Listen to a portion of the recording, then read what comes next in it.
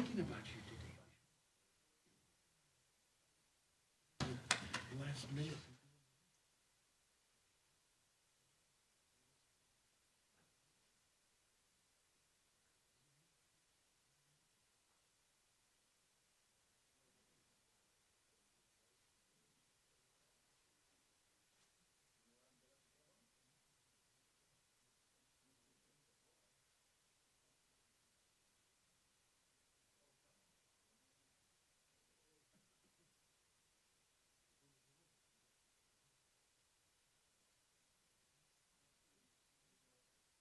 Yes, sir.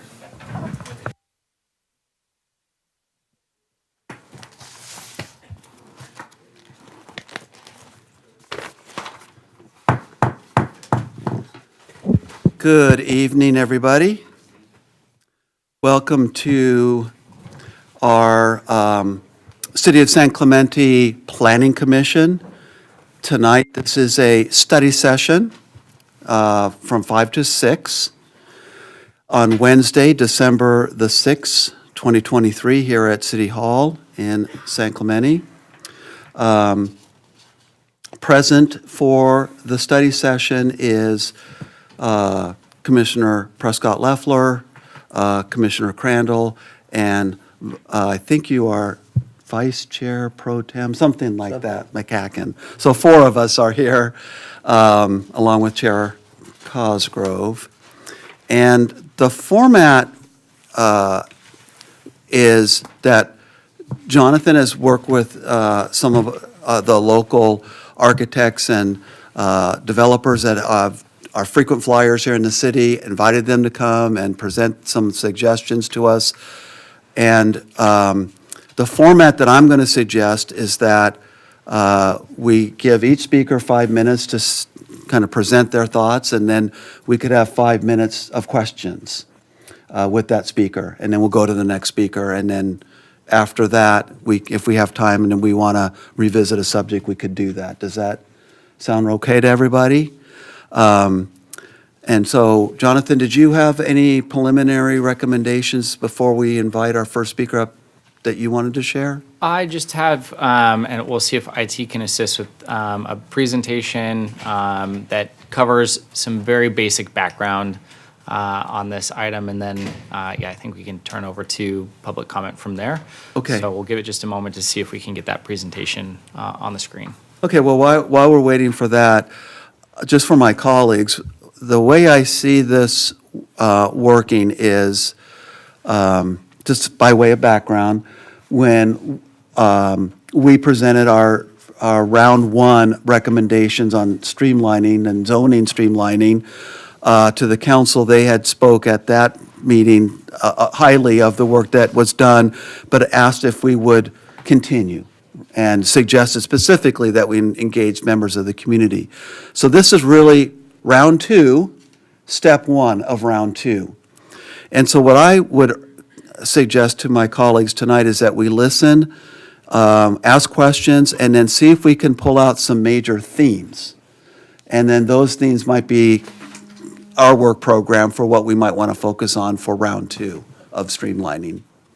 So Jonathan, with that, did you want to engage your presentation? Yeah, thank you, Chair. So as you just mentioned, and just for the benefit of the audience, our staff went through a round 1 of streamlining that implemented some changes recently. And so I'll cover some of that here on this slide. Back in September, the council adopted Ordinance 1759 that adopted a number of recommendations from the Planning Commission.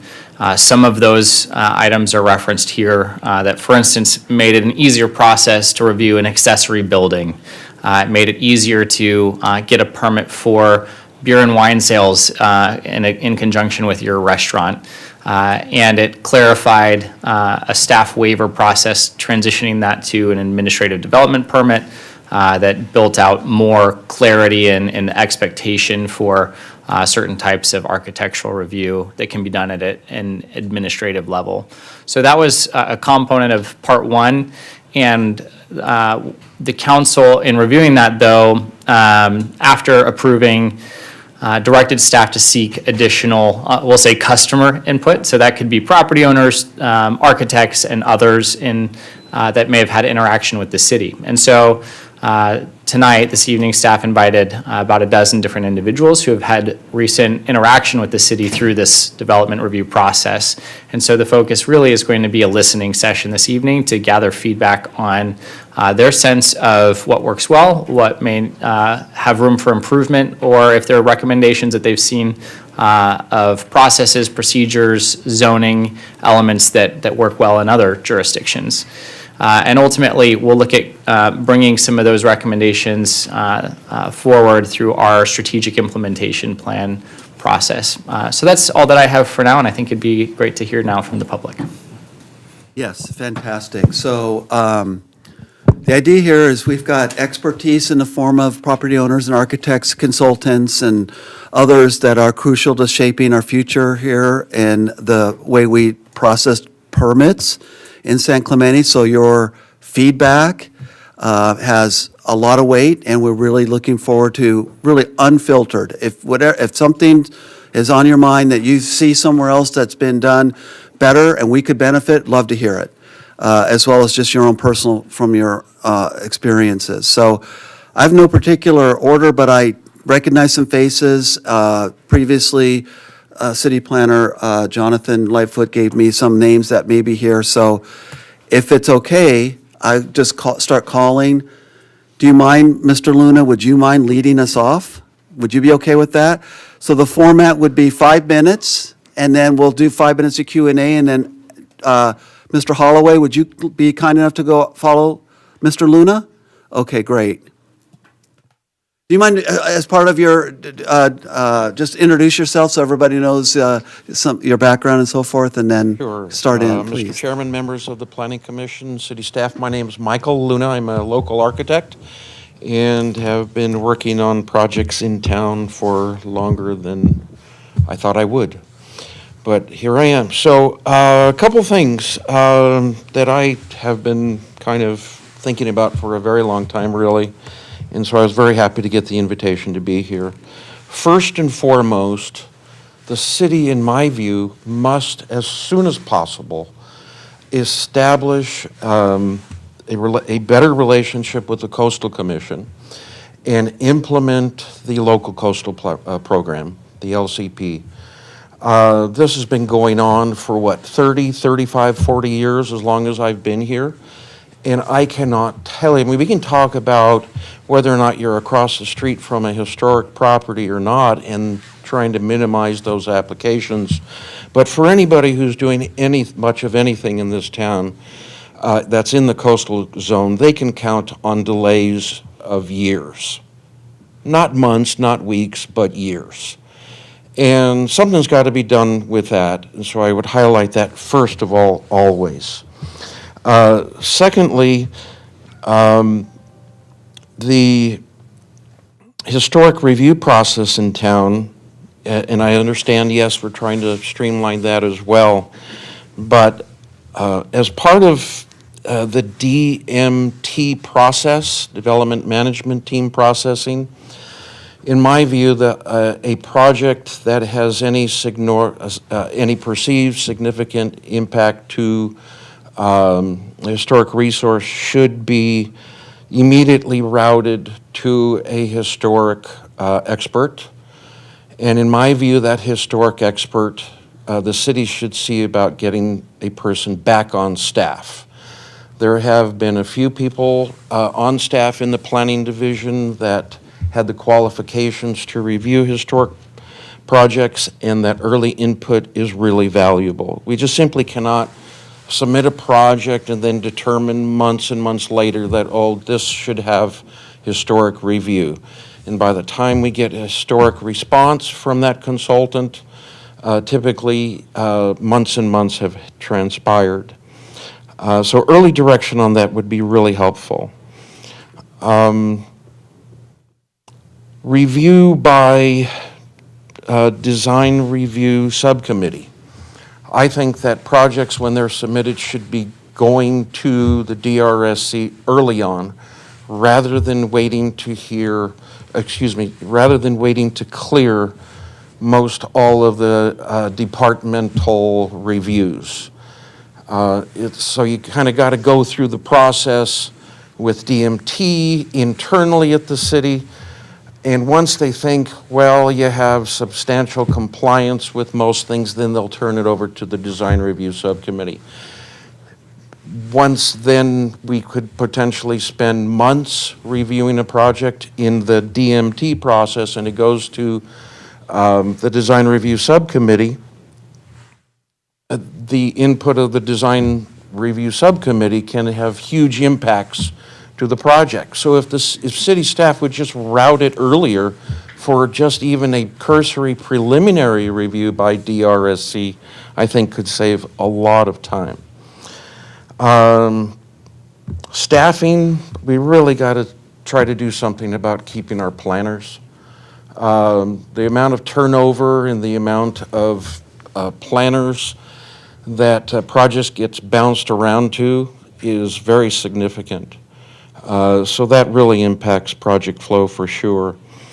What else did I have? How am I doing on my 5 minutes? Ooh, I got one more minute. Oh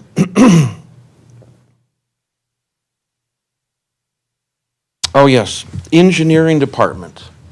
It's my understanding that the community development department does not have engineering associated with it. It's a separate department altogether. And so oftentimes they just don't talk. They don't communicate well on issues. I think that should be brought closer together somehow, some way, under some bigger umbrella in terms of managing the interface between the two divisions on development review. And I think that's all I have. Thank you. No, Any thank you. questions before I leave? Right, let's see if we have some questions. Mr. Crandall, did you have some questions for Mr. Luna? Not so much as questions, other than I agree with every comment you made there. The LCP does need to be completed and done. That will help everybody. The DMP process, I agree that it would be fantastic to have a historic expert on site, or if at least not on site, on contract to the city. DRSC, absolutely. I think a lot of people are coming to design review subcommittee with far more information on their drawings than we need. We don't need complete interior doors, window schedules, plug outlet, none of that. We need to know what the envelope of the building is and what it looks like, and that's what's most important there. So the earlier the better. We've had some come in, and I think you've done it, Michael, even before the whole application was completed. Comes to design review subcommittee and gives them great directions to complete their project. So, and I would say one other thing would be, it would be great if everybody who submitted a project was as thorough as Michael. Oh, Gary, did you have anything you wanted to ask? Did you have anything you wanted to ask? Nothing to add, all good points. Okay. Yeah, I wanted to just echo what Commissioner Crandall was talking about, the DRSC. So, Michael, do you feel like it would be beneficial to go in there before the application is submitted as a concept? Or do you feel like at least the application is a gate they should get submitted fully and then get a preliminary review? What's your feeling about that? I think that what I was trying to speak towards is once you submit an official application, the project typically gets routed to the DMT team. Correct, yes. I think that the DRSC I think during that step, it should be routed to DRSC as well at that time on the initial submittal. And I understand that it may not meet all of the objectives and all of the criteria. For example, water quality management plans and so forth may not be ironed out. But I think it's important for DRSC to look at the overall proposal. And gives the DRSC an opportunity to kind of track it and keep an eye on it as it evolves, as it moves through the process.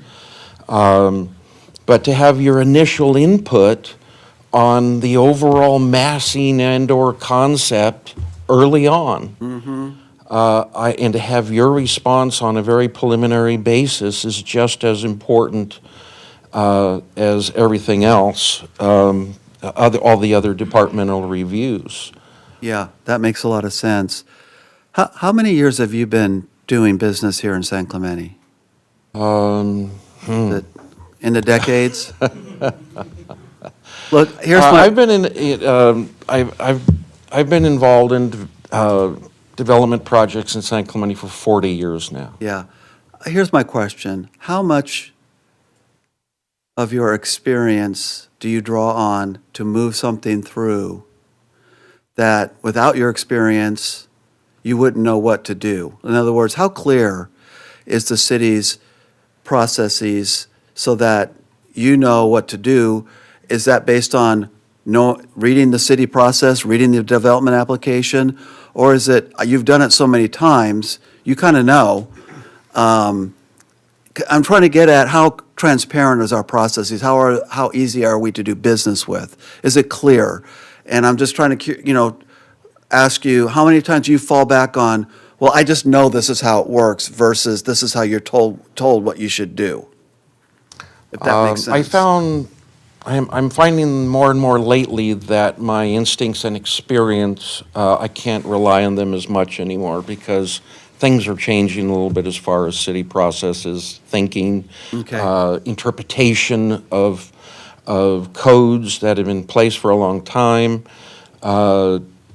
Because there's new staff, things are being interpreted differently. Thank goodness for Chris Wright, he has some history here, and he knows how typically things have been interpreted in terms of the zoning ordinance for a very long time. But so I find that I have to double check things now because there has been changes recently to the code. And the new general plan update, of course, did change some things as well.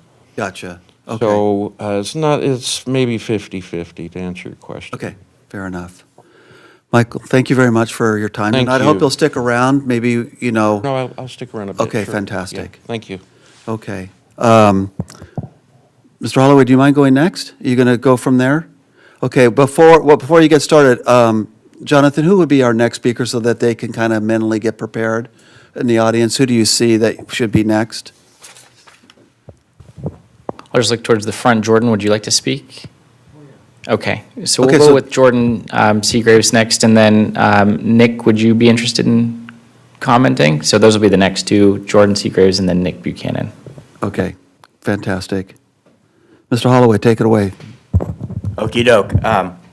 You've got a handout, and I'm glad to see Don Brown here tonight. Don and I run into each other on the pool deck every now and again, and we talk about topics from A to Z. One day, we got into a conversation. He said, like you, people ask, how's the planning process going? Of course, being an old Navy guy, Don says, well, I liken it to being on a ship. I'm on the top deck. I have no idea what's going on in the boiler room. So I tried to give him some ideas about what's going on in the boiler room. So I thought Michael's comments were really good. Mine are more technical in nature, I would say.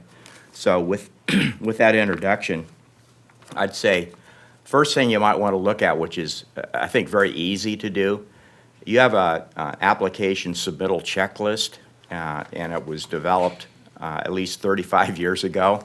And the nature of development 35 years ago is very different than it is today. It was what we call greenfield development, a lot of grading, drainage, cut, fill issues, hillside development ordinance, and that checklist was really geared toward the development of the ranches and the business parks and that sort of thing.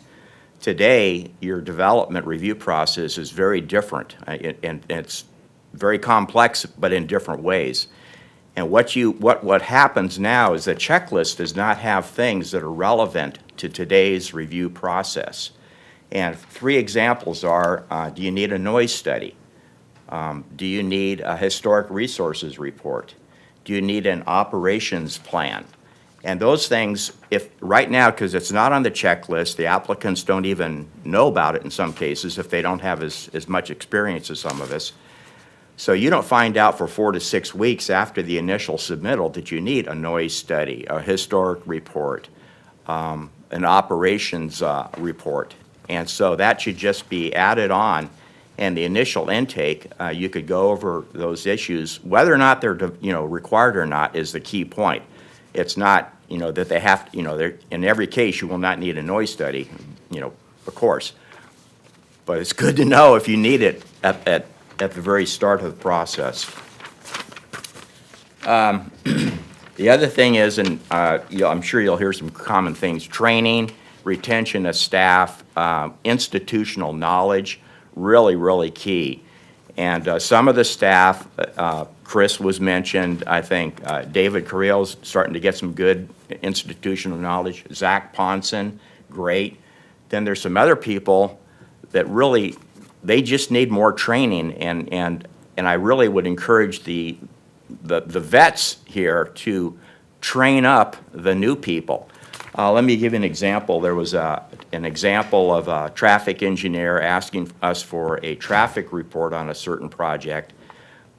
But that starts in the boiler room, if you will. It works its way up through the decks, and the planner has to develop deliver the message that you need a traffic report. But I'm going, hey, it's developed at a FAR of 80% of what's allowable. There's been a zoning review of that FAR. There's been general plan review of the FAR. That's all been plugged into their traffic model black box that says everything's okay. Why do I need a traffic model? That's training, but it's also another point I wanted to hit on is we need to go back to the face-to-face DMT meetings, because that could have been resolved in 5 minutes. I could have asked those questions, and a reasonable engineer would have maybe scratched his head a little bit, and the planners would have maybe kind of give him the eye and says, yeah, why do we need that? And then it would be over. Otherwise, it takes, it took 4 to 6 weeks to get, because this is during COVID, but, the communications, the accountability wasn't there. It was very, very loose. So I think just by going back to the DMT face-to-face meetings with the applicant allowed to go to those meetings would really improve the accountability and the communication between some of these other departments. And having, I will say that, I think planning stepped in and kind of, knocked the engineer around a little bit, and it says, yeah, what's up? When we finally did have that meeting, the engineer didn't say a word. So that was 6 weeks later, though. Okay. And then I mentioned noise studies, historic studies, the operational report study. When and how that is delivered keeps changing, month by month and year to year. For instance, in one project, we had an application and the staff said, okay, we're going to send this out to our historic resources person. And it says, great, we don't have to go find somebody that you approve of. We don't have to have a third-party review of the one that we hire, which is a duplication of effort. In another project, though, we had to go out and find our own historic report, do that, massage that, submit it. Then the city had to go through a process to hire a review, a peer review of that first report. So it's a duplication of effort and really takes a long time. I think that you've already got a model for how this could be handled. The same way with the noise study. The noise study, the vocabulary from noise expert to noise expert will change, but it's left up to the applicant to go get a noise expert. They do a report, which is very professional, but it's different vocabulary than what the staff is used to. So it goes back and forth, just trying to get the vocabulary understandable. You have a model. You have a lot of your building plans are sent out to consultants. We send our landscape plan out to Patrick Murphy. He knows the city. It's great. I think you should have a pre-approved list, and you'll have to have some more discussion of this, but either don't require the applicant to hire somebody, just say, okay, we're going to send this out for a noise study, because we know we want, or we're going to send it out for a historic report.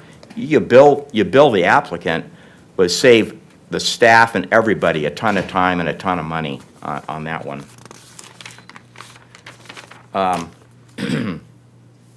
And then the final one, if I have any more time, do I have time? Go ahead, finish up, yeah. Okay.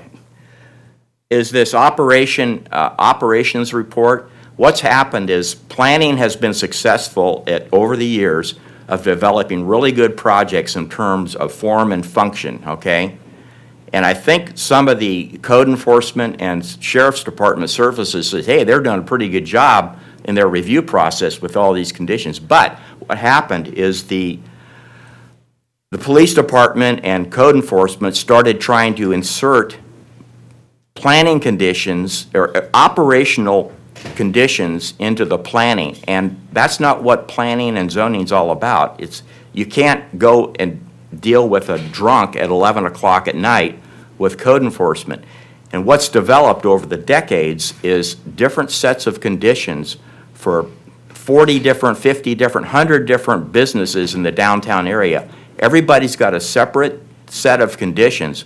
What you should do is standard, now you know what you want. You want training, you want this, that, and the other thing.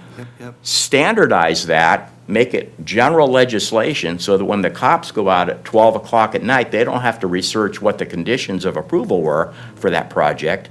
Just go ahead and, enforce the general legislation. Gotcha. So that's it. Okay, super. Commissioner Crandall, questions? No. Okay. Question? Okay. Jim, thank you for taking the time to be here and share your comments in writing as well. I think they were very useful and helpful. Let's go on to Jordan. Did you want to go next? Great. Hey guys, Jordan Seagrays. Started my firm in town in 2006 and have currently started to work on, or been working on for quite some time now, the 62 room down at Pico and El Camino Real. And I think the process since COVID has gotten a little bit more, less collaborative. And I think back early when Mr. Holloway was in charge, I think we had a very collaborative process in the city where we could walk in, we could get a counter meeting, we could work with Zach or somebody over the counter and resolve a lot of problems or a lot of questions really quickly. And I also think that DMT was more collaborative back then. And I think we did have an amazing, and probably the best meeting I've had on this project since converting it to hotel in DMT, where we actually got comments from Mr. Crandall and Mr. Cosgrove. Yeah. I mean, we had some really good design comments that allowed the city to be part of the process. And as an architect, that's where I come from. I mean, my client wants to do something that the city likes, and I want to do something that the city likes, but I also want to do something for the community.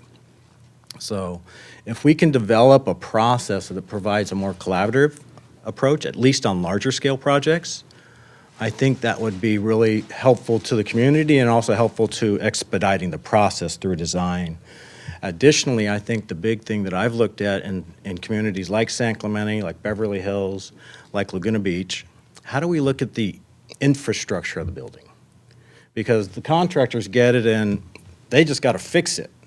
But if we can design it early on to where it is integrated into the project or it actually goes away, I call it the Disneyland approach.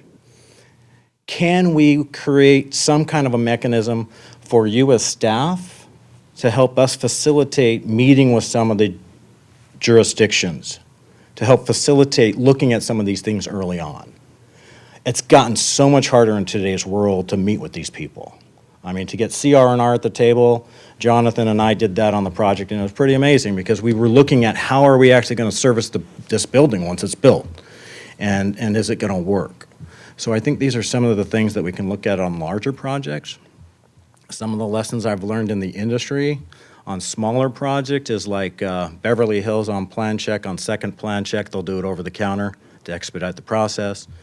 LA City has a small projects division that does TIs over the counter, first, second, and third plan check. So, I mean, there are some other things that we can do in town to help expedite and work with the community better.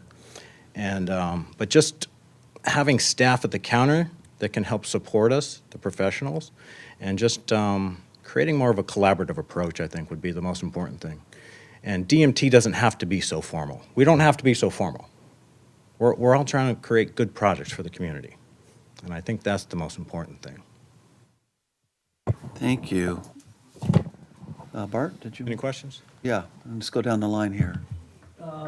Yeah, just about every city I've worked with has a development management team approach where they bring in the sheriff, the fire department. Exactly. And they do it probably twice a month on all projects. And I'm not sure, do we have a normal schedule or does it come on as needed? Yeah, we have DMT meetings every Thursday, unless there's a holiday or something else that would disrupt that schedule. And I mean, they're a long, sometimes they have a long list of projects to talk about, but I mean, everybody's there. The Transit Authority, even in some cases, I think maybe that can be tweaked a little bit to be more successful in getting the applicant to know every little nuance of things they're going to have to do. So consider that. That's good input. Yeah, and I would echo the LCP because coastal, it's hard to communicate with them. All up and down the coast. Yeah. Newport Beach, Laguna Beach, Dana Point. So, yeah, anything we can do there to help us, the professionals, to better facilitate that would help. Thanks, guys. Thank you, Jordan. Appreciate it. Nick?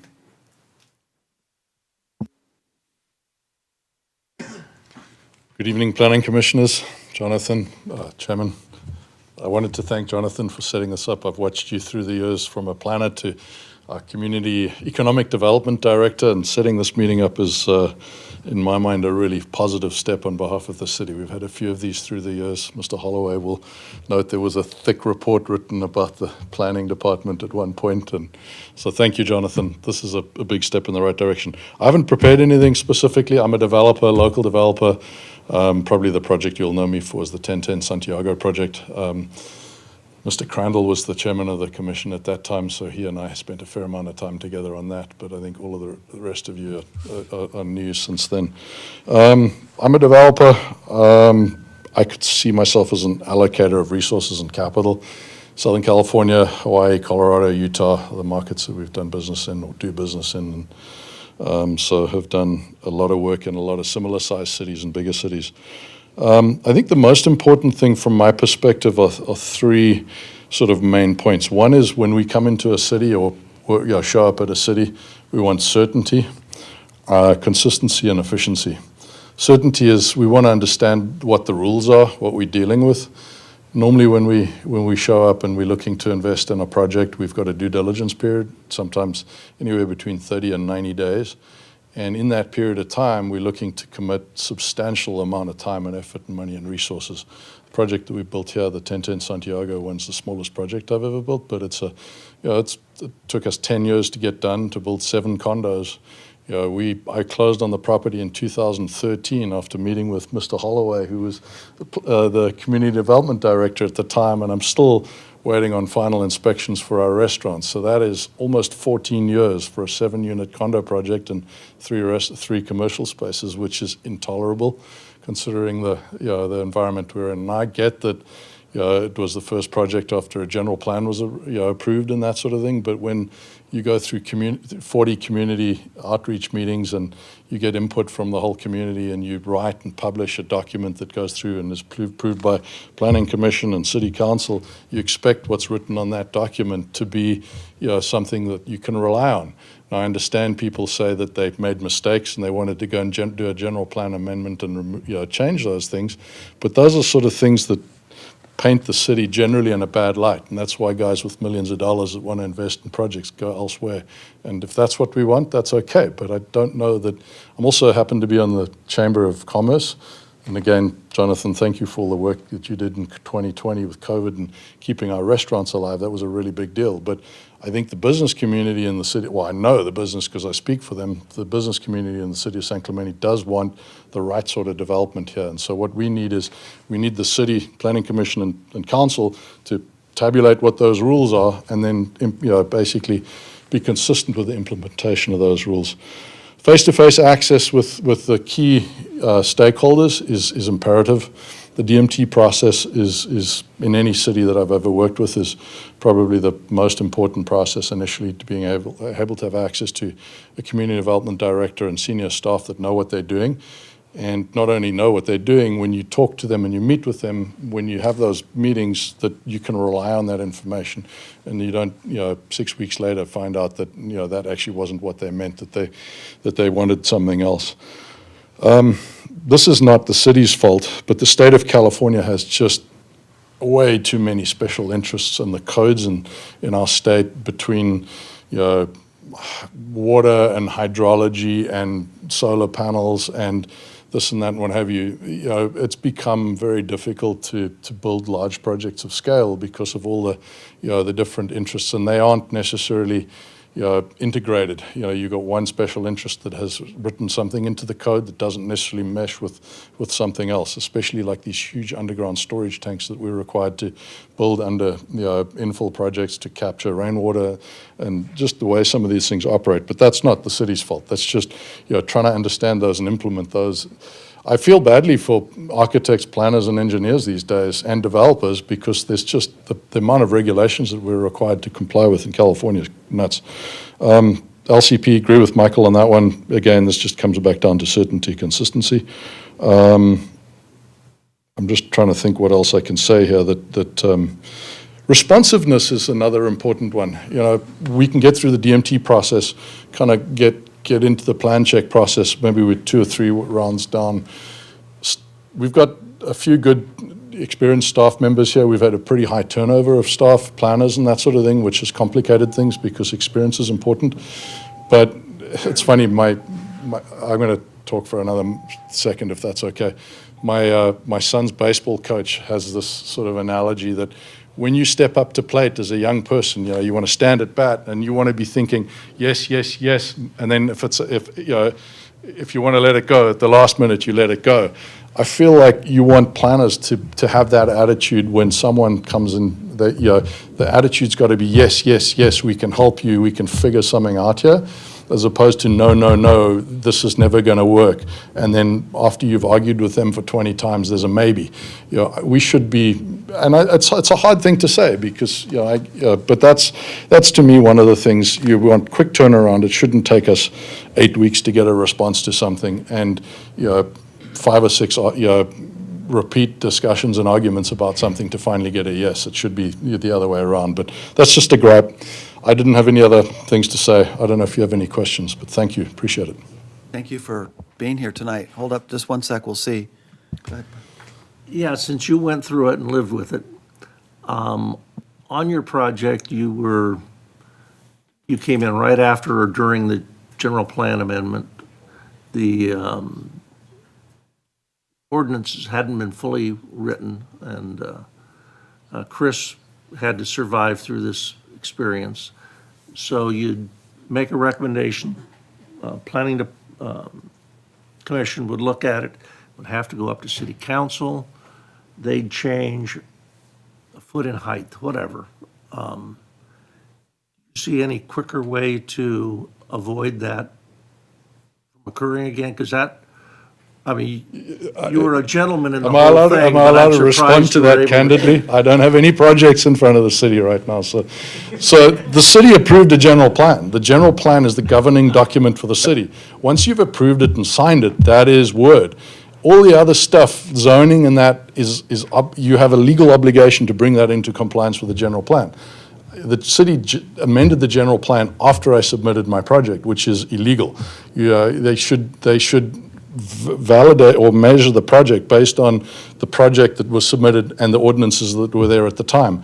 The height was changed in that particular part of town from 33 feet to 45 feet as an incentive because no development had happened in 30 years in that part of town. So when people say, yeah, they did this and that and what have you and tweak the rules, no, they cut 12 feet off the zoning that of an incentive that had been approved through a general plan update process that took many years. So, I get people like to diminish what happened, but that's the exact problem. If a city goes through a process and writes the rules, don't change the rules after the fact and then kind of like be all wishy-washy about it. That's my point. It's expensive. Did we get a project done? Yeah, absolutely. But would I have bought the land knowing that they were going to change the rules halfway through? Hell no. And that's why I brought it up, particularly that we need to be very careful once a project comes in. And I believe you were vested with the project, so it shouldn't have had to go through that process.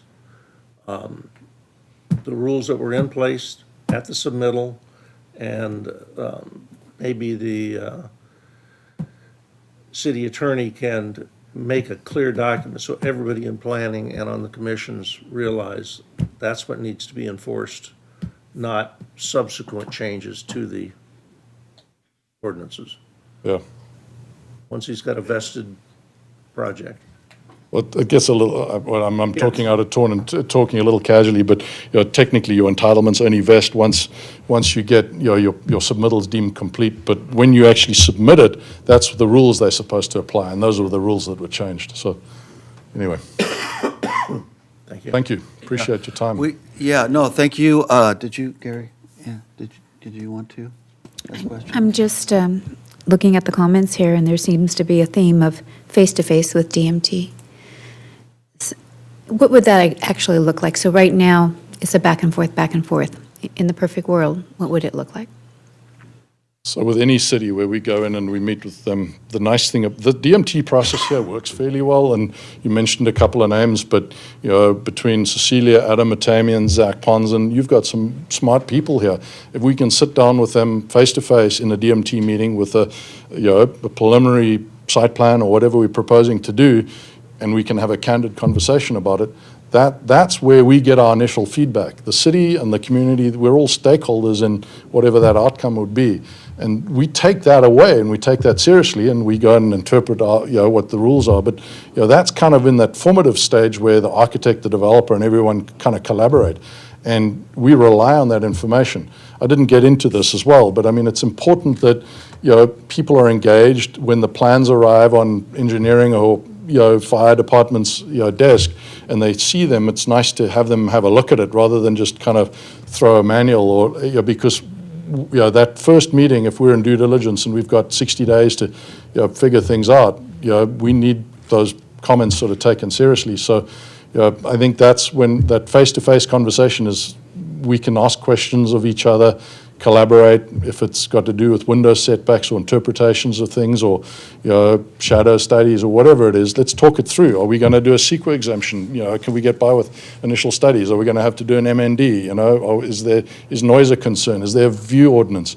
And those first meetings, whichever city I'm working in, are invariably the most important ones that kind of shape the project. Thank you. What's your take on the other suggestions about, on that theme right there, of including the design review up front and early for preliminary review? Do you feel like that would be useful as well? So one of the things that I understand that some planning commissioners, and I'm again not taking a dig, are pretty zealous about personal opinions and that sort of thing. But what we don't want people to do is to get too excited too early on. Let's try and formulate the design. I don't know that we need to go to design review subcommittee. That should be really just applying the rules that are already there. So the DMT process, the physical envelope of the building is much more important to me. That's what I want to do there. Design review subcommittee is something we can do later. Again, if I have a comment on that process, I think it's important to apply the rules objectively and not have commissioners want to be architects and change the design, unless they don't comply with the project. Obviously, objective input's great. I think, that's a secondary process. The first thing is, what is the zoning? How's this going to be interpreted? Can we build single-family homes here? Is there affordable housing in lieu fee? Is there, something of special consideration, like a historical property down the road that we need to be concerned about? Those things are what we need to do and figure out early on, because it sets the envelope of the site, the setbacks, it sets those type of things. The design review subcommittee should be much more aesthetically oriented, and that's something that's treatment and facade enhancements that go on the building later on. Okay, that's helpful. Yeah, this commission did review your project at the sign program. That's when Right. we came on board, and you have a beautiful project. Sorry it took you so long. I think it's one of our shining examples of what good mixed use can look like in San Clemente, in my view. Well, I appreciate that. I point to it often.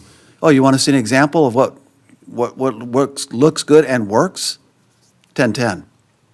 Well, that's very kind of you. I appreciate that. And some of the comments I make somewhat in jest because of Mr. Crandall over here. But I do think long-term, it's a much more sustainable way of building housing. And we have a chronic shortage of housing around the country, but especially in Southern California. And we have an oversupply of suburban office and lousy retail and what have you that needs to get regentrified and turned into higher and better use. Much of that will be mixed use and housing. And so we need to do those type of projects. But they just really complicated. If it wasn't for good architects, we have a few. I worked with Michael on that project.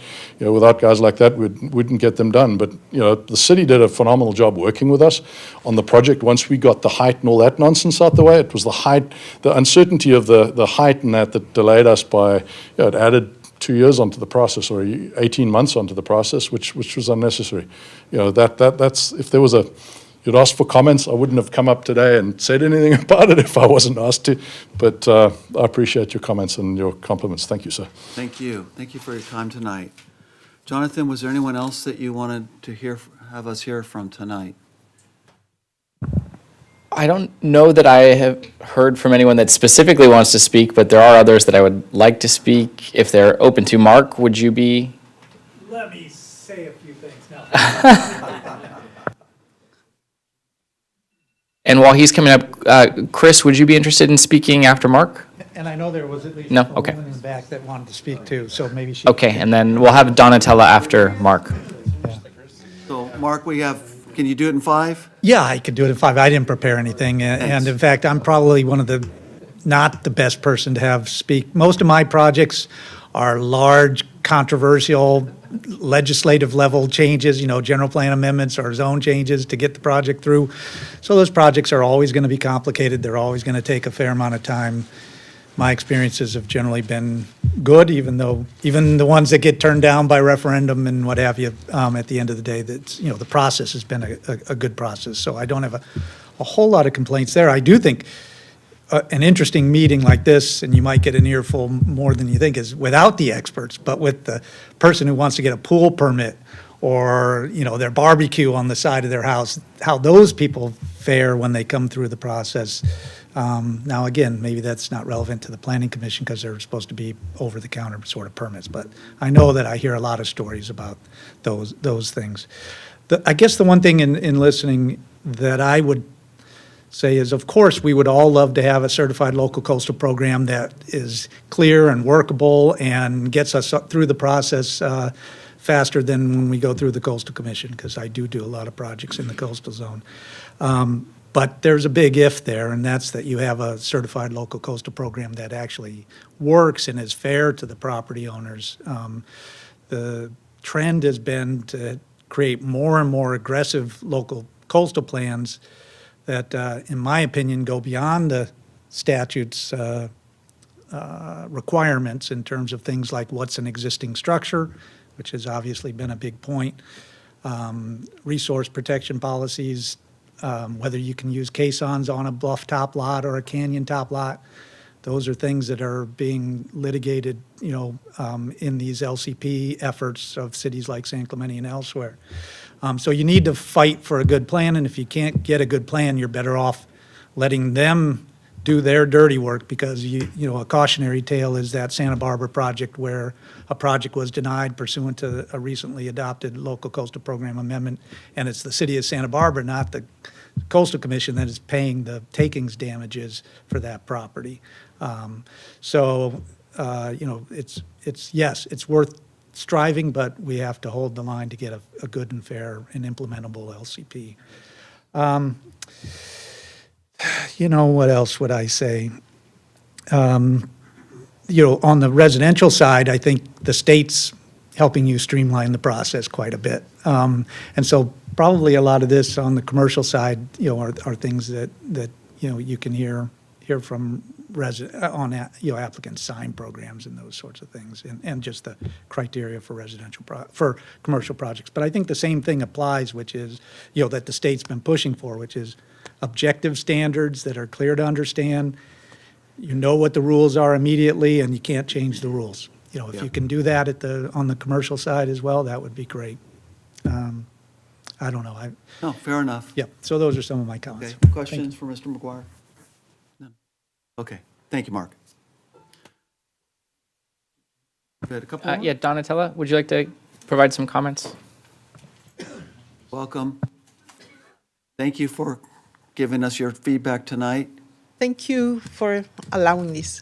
I'm here to talk about the parklet structures, and I don't know if this is the right moment. Actually not. So if you don't mind holding that comment. Exactly, that's why I was wondering. Okay. Okay, Yeah, thank you. we'll take you up on that in a little bit. Is there anyone else from the audience that wants to speak to this before we wrap it up? Okay, well, let me first of all, just, again, yeah, did I miss somebody? I have one question. Jordan? Based on state law, we can administratively submit 10 units or less. How are we going to process this in the city? Are we just allowing that? Sorry, could you repeat that question, Jordan? You know the new housing policy that came up? And we can administratively review up to 10 units now on a mixed-use property. Yeah, so the city's has an adopted housing element, and one of the programs that we're working through right now is objective design standards. So we're working with a consultant on that. They'll be going back to our design review board soon to review what those objective standards will be. They looked at an initial draft version previously, and so we and the consultant have put together some amendments to that. So that'll likely be back in front of our design review board in January. But yeah, at the end of the day, we'll have a new code section that is objective standards that apply to a number of different state mandated housing type projects. Yeah, because that opens up a whole new can of worms, I think. I want to thank everybody for their thoughtful review or critique or feedback, experience sharing, all of it extremely helpful to help better our community. We want to make it better. We want to be a better service. We want to be more responsive. We want to have economic growth. We want to have the investment. We want things to work. So that's why we're here. We weren't satisfied with round one of the zoning streamlining. We wanted to continue that. That's what this is.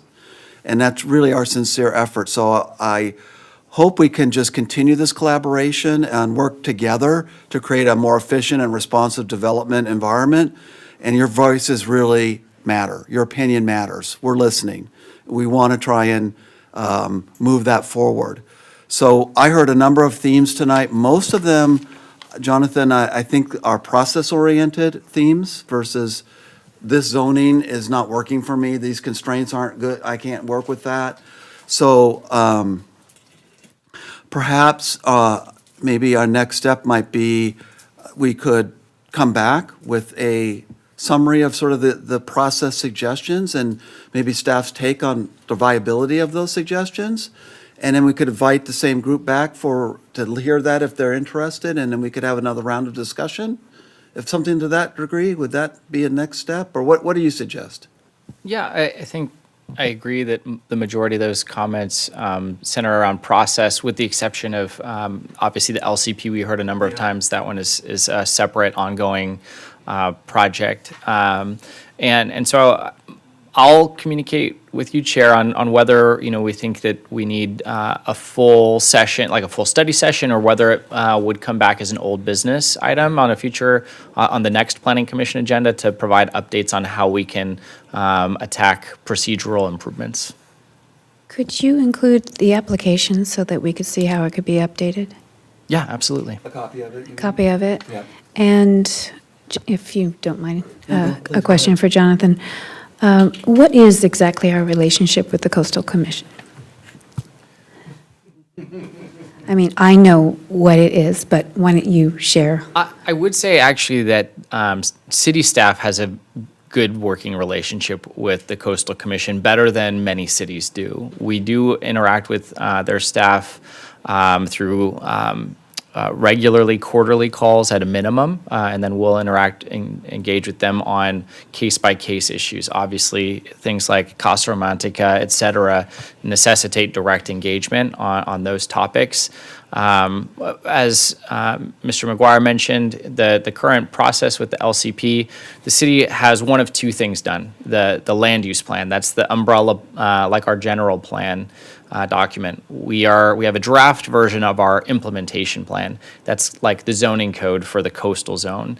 And we received a number of comments from the Coastal Commission on that draft. Those comments are always conveyed as suggested modifications, but anyone that works in this area knows that suggested doesn't mean suggested. And so that's comes to the point of Mr. McGuire is being clear about what is acceptable to the city in terms of how you define certain types of development, such as existing development, and that will take some time to work through before we come back with a version for council adoption. So overall, though, we do have a clear line of communication with them, and we do try to address things proactively. I know that Mr. Seagraves has the project down at the intersection of El Camino Real and Pico. We are going to be meeting coastal staff early January out at that site. I was available to, meet immediately, and so sometimes we are in a position where it was about 2 months out from when we first made that request to them being able to meet on site to address some of the issues that are still there. So it is a time constraint when working on projects in the coastal zone.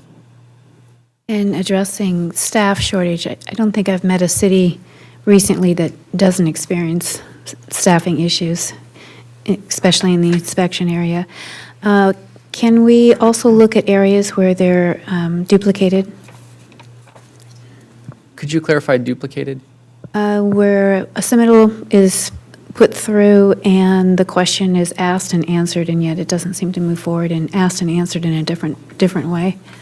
It was mentioned a couple of times that the process with communication, the question process could have been completed up front without duplicating the process over and over again. Gotcha. So I think that if I'm hearing correctly, this kind of comes back to the DMT discussion and resolving issues with projects as soon as possible, as opposed to having them be lingering. I think that'll be something that we'll talk through as a team and come back with some thoughts on that at your next agenda about how we can improve that process. Excellent, thank you. Jim, did you want to, okay? Win, lose, or draw, it would really be satisfying to hear. Sure, yeah. I'm going to turn to my colleagues and see if they want to give Jonathan a question or some suggestions. So that's prepping you guys, but my understanding of what's going to happen is the end game here is for staff to go bundle this into some suggestions for a work program. And what I'm hearing is the staff is probably going to take them and bucket them. One bucket's going to be, we need to do these internal process improvements, which is a majority of what I heard. And that's something that I think will have more control over, versus policy issues around like the LCP where that's a in-progress or in-flight work program, and it just needs to not be disrupted. You know, it needs to continue with a focus so that it can get to completion. I believe, Jonathan, you're going to package that up, take it, we'll iterate on it with them in January, but then in February, the goal would be to take it back to council when they're having their annual strategic, implementation planning workshops for budgets and priorities and work programs for the year, with this as input. Like, this is what we heard from the community that we need to focus on. Take that and get that in front of the council and get confirmation and affirmation from the council to put resources on it and make it a priority. I believe that's, change my characterization if it's wrong, but I think that's kind of where we're going with this. Yeah, so the LCP is already a part of the work program. I didn't hear any new significant policy changes, so I think that, we'll be able to implement internal procedural modifications on a quicker timeline than opening up new policy questions. I didn't hear too many new policy questions tonight, but I did hear, of course, the LCP interest and concern, and we have had internal meetings on that and have continued to chart that path forward. So we already are planning on that one being a priority, but yes, in February, just for the general benefit of the public, we are going to go through a process called the Strategic Implementation Plan update for council. That's where we take a look at what are the ongoing big rocks, as you will, and the ones that are currently in the planning bucket, we don't frankly have enough staff to handle all of those. And so that's the opportunity for council to say, here's the rocks that we think are the most important. Allocate your time towards these first and then move to the other items. So I think, Jonathan, you're going to come back to us in January with sort of a summary of this. We'll have another round of discussion. I think you'll all be invited if you want to come for that discussion. And then that's what will go to council. And then at that point, you guys would have, I think, a line of sight on, calling your favorite council member and letting them know that you participated and you see value in some of these recommendations.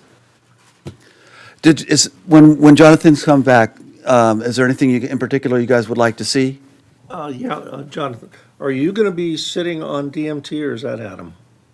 That'll be myself, and then Chris Johnson, who's in the audience, is our senior planner over current planning.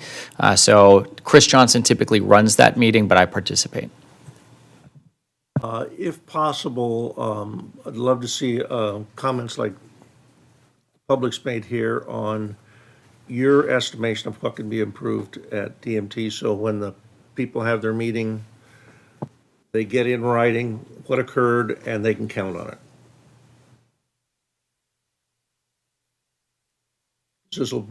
It's now your baby. Fair? That's fair. Great comment. Okay, with that, I'm going to go ahead and adjourn our study session. And I will move that we adjourn to the next regular study session to be held on Wednesday, January 17th, 2024, at 5 p.m. here at City Hall. We have a second? Second. All in favor? Aye.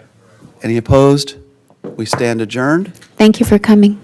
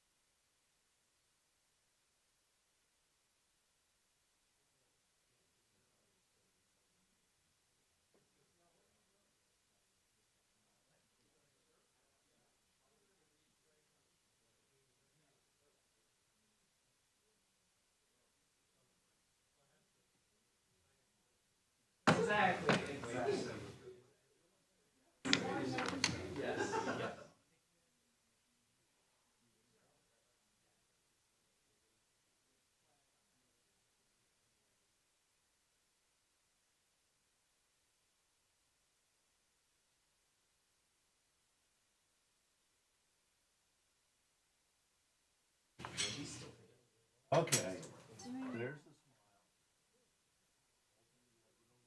Month-old today.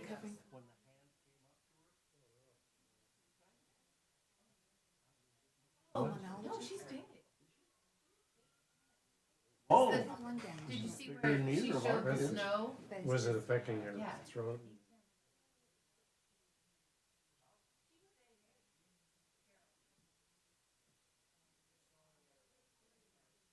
Not a pudgy On the baby. cusp. She's- Now she is.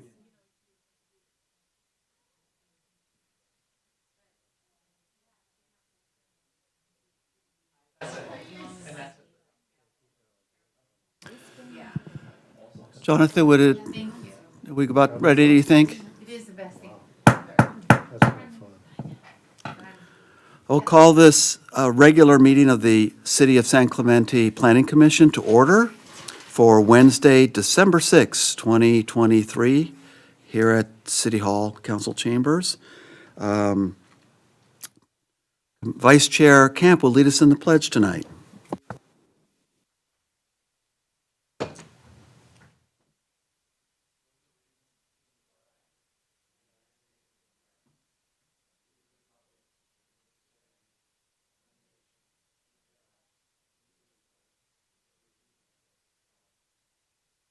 You, everybody.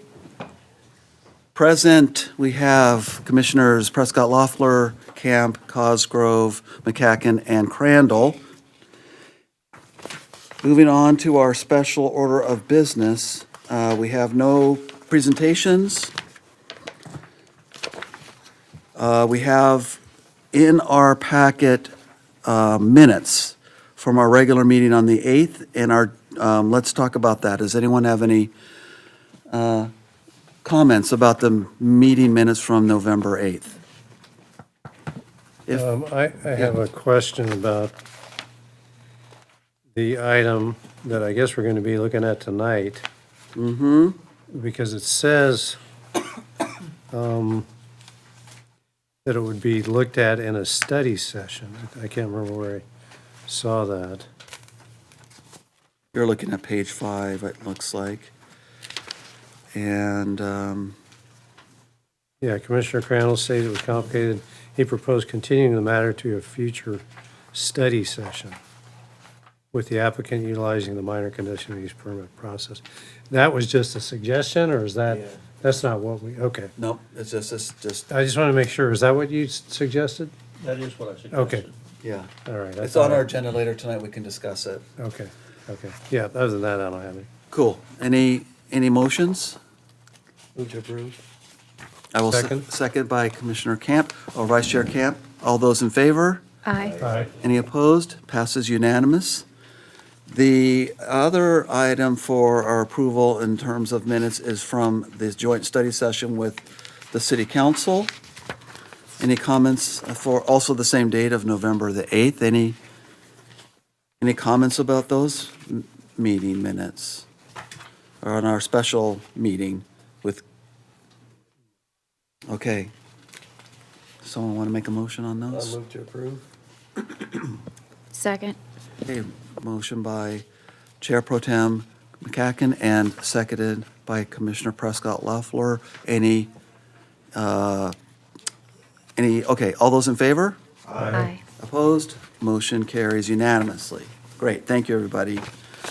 That takes us to item 6, which is oral and written communications, which is an opportunity for any member of the audience that may wish to address the commission tonight on any item they wish, other than items that are on the agenda. We'll get to those. Does anyone want to speak tonight to the commission about any non-agenda item?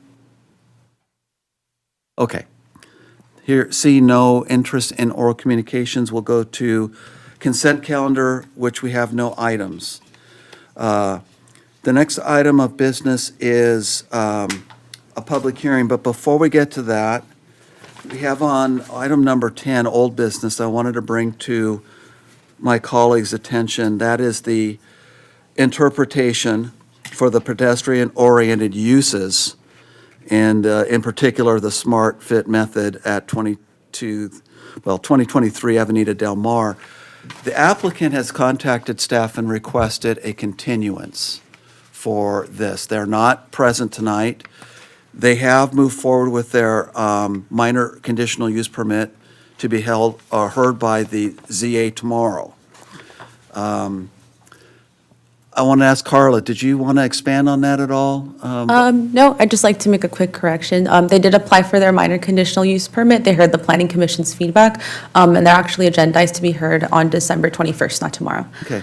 So, So what I wanted to do is see if there's a consensus to move this up, and if everybody's in agreement with doing a continuation, then we could just take that action and let the staff go and move on with the agenda. Was that, okay, so I'm going to make a motion then on item number 10, that we, first of all, take it out of order and we move it up for discussion ahead of our public hearing. Can I get a second on that? Second. Okay, well, we'll give that to Chair Pro Tem McCacken. All those in favor? Aye. Any opposed? Okay, passes unanimously. All right, so our next item of business is going to be item 10, old business.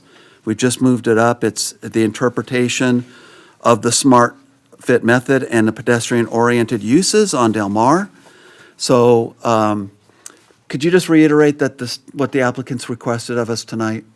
yes, so the applicant's request is to continue the item to the January 17th Planning Commission, and that's to get a decision on their minor conditional use permit. The ZA hearing is scheduled for December 21st, so that gives the applicant time to hear a decision from the zoning administrator before returning to the Planning Commission. Okay. Jonathan, I know we have people in the audience that came specifically for this item. What's your recommendation? Ask them, continue it and have them come back to that meeting, or can you just give me some direction on what you think is the best way to proceed? So we can open the public hearing, and if you'd like to hear the public comments tonight, we can do that. I'd recommend that we do that, and Okay. then instead of closing the public hearing, we would just continue it at that time. Okay, so does that sound like a plan? If you guys would like to speak, we'd love to hear you, but the outcome tonight will be to continue it. No, we'll take no action tonight. If that's the direction, I sense my colleagues are willing to do that. So would you guys like to have 3 minutes to speak to this, or do you want to wait till the next time?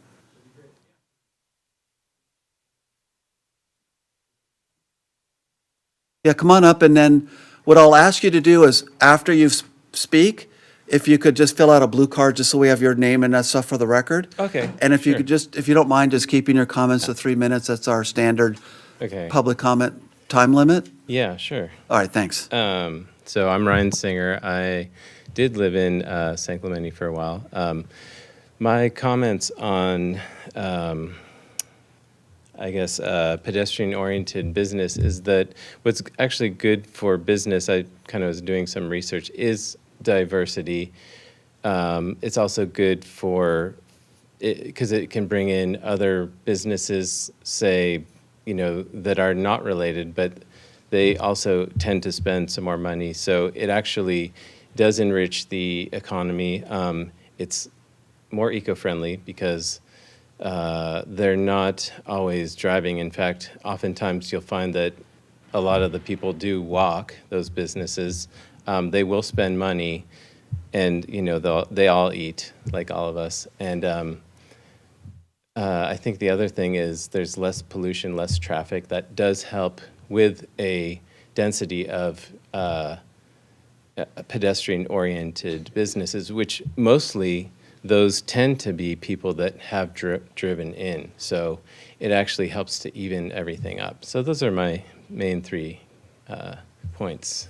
I'll ask sign a that card. question? Yeah, do you mind taking a question? Sure. Okay.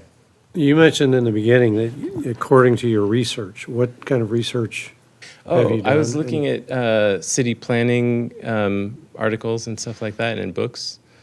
Okay, so that's not your area, I do architecture, so. but you're an architect. Yeah, I'm an architect, and so I did study urban planning in Czechoslovakia a long time ago, and which is, they have these old town squares, and you see, it is very pedestrian oriented, but it is also a mix of things too. So yeah, and I've lived in Laguna Beach, and I currently reside in Laguna Niguel. I see a mix of things, and I think my thoughts on it are that you do kind of want to create like a balance, because if you have an imbalance, it does generate things that could be negative, such as pollution and traffic.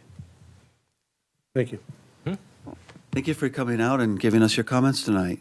And if you don't mind the blue card, just so we have your name and so forth for the record, that would be helpful. Sir, welcome. Hi. Hi. My name's David Durham. I'm a business owner. Previously was in Capistrano Beach, and we have been growing and we're relocating to San Clemente. Lived in San Clemente for 20 plus years. My business is a creative agency, and honestly, I came tonight to learn a little bit. We have a pretty unusual business, so it's kind of hard to define, like in the parameters that I've kind of read through already.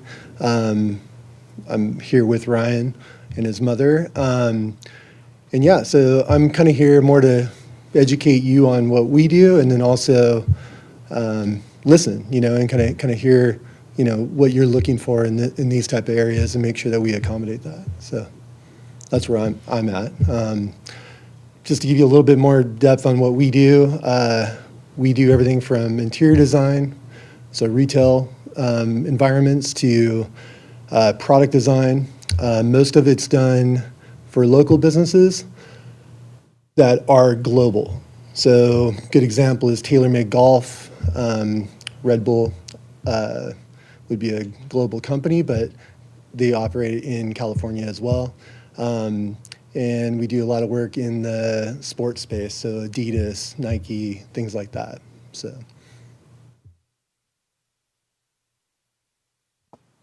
So you understand we probably won't get into an in-depth conversation tonight. For sure. Okay.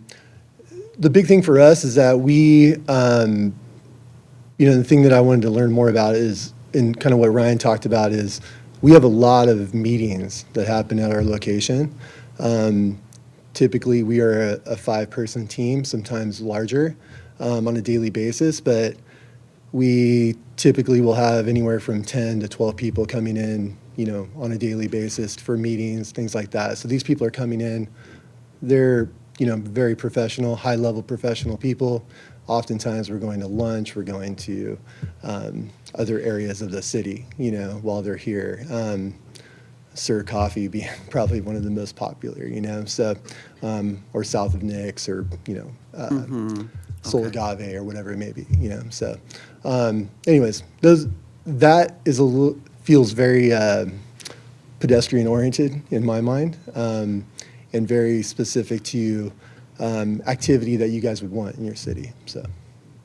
Thank you very much for coming out tonight and your comments. Great, thank you so much. Yeah, hopefully you can come back when we actually get into the topic. Okay. Okay, thank Cool. you. Thank you. Anyone else that would like to speak to this item? Well, thank you for your interest. I'm going to turn to my colleagues and see if there's any discussion we want to have, or are we just ready to continue this? Do we need to give the staff any direction in terms of what we want to see at the next time? We're comfortable with the staff report and so forth? I do have a question. So, for them to go through the minor conditional use process, will that be completed prior to this next meeting? Yes, it will. Yes, so they're currently on the agenda for the December 21st meeting. The next scheduled Planning Commission meeting is January 17th, 2024. So they'll be complete by then. That's going through that process. that route doesn't set a precedence for. Correct, that would be specific to the business that's requesting the Rather interpretation. than changing the Right. ordinance. Right. Yeah, I have a question as well. So if that's going to be sort of a standalone review for a minor conditional use permit, why would we be discussing it specifically in the future? Are we looking at trying to clarify? Is that what we're going to be doing? So. Yeah, that's a really good question. Yeah, so the applicant heard your feedback last time, and they decided to go the route of applying for the minor use permit specific to their business. So they decided that it was in their best interest to request to continue it, rather than to come back to the commission before going through that minor use permit process. So it's possible that they change what they would like to do after the outcome of the zoning administrator decision. Okay, but there's still probably a valid reason for us to review this interpretation or the sort of clarifying what a pedestrian use is to try and nail that down, I would think. I don't know if that's handled, how that would be handled. Yeah, let me ask Jonathan, if the MCUP is granted and they withdraw this, do you see benefit in maybe making this a generic discussion? Or would you just want to take it off the agenda altogether? I do see value in getting clarification on a couple of points in particular. So the staff report previously mentioned, for instance, group instruction. We get a lot of requests for that type of use, and right now our staff don't have good clarity in the existing code on that type of a use. And so an interpretation gives us the direction from Planning Commission that, yes, we think X type of use fits the goals of the pedestrian or the pedestrian district without necessitating a full zoning amendment or general plan amendment. It just confirms your analysis of the intent of that code.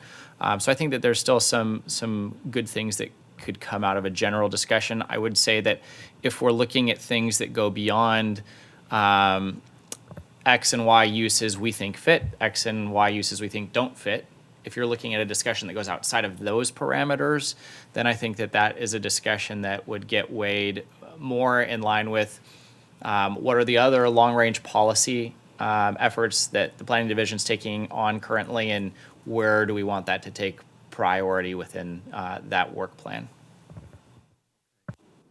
Let me take a poll of my colleagues here. If the permit is approved and then this becomes sort of a moot point, is there interest in having the staff kind of rejigger this as a generic discussion item for us and bring it back? I think this is an important issue to discuss.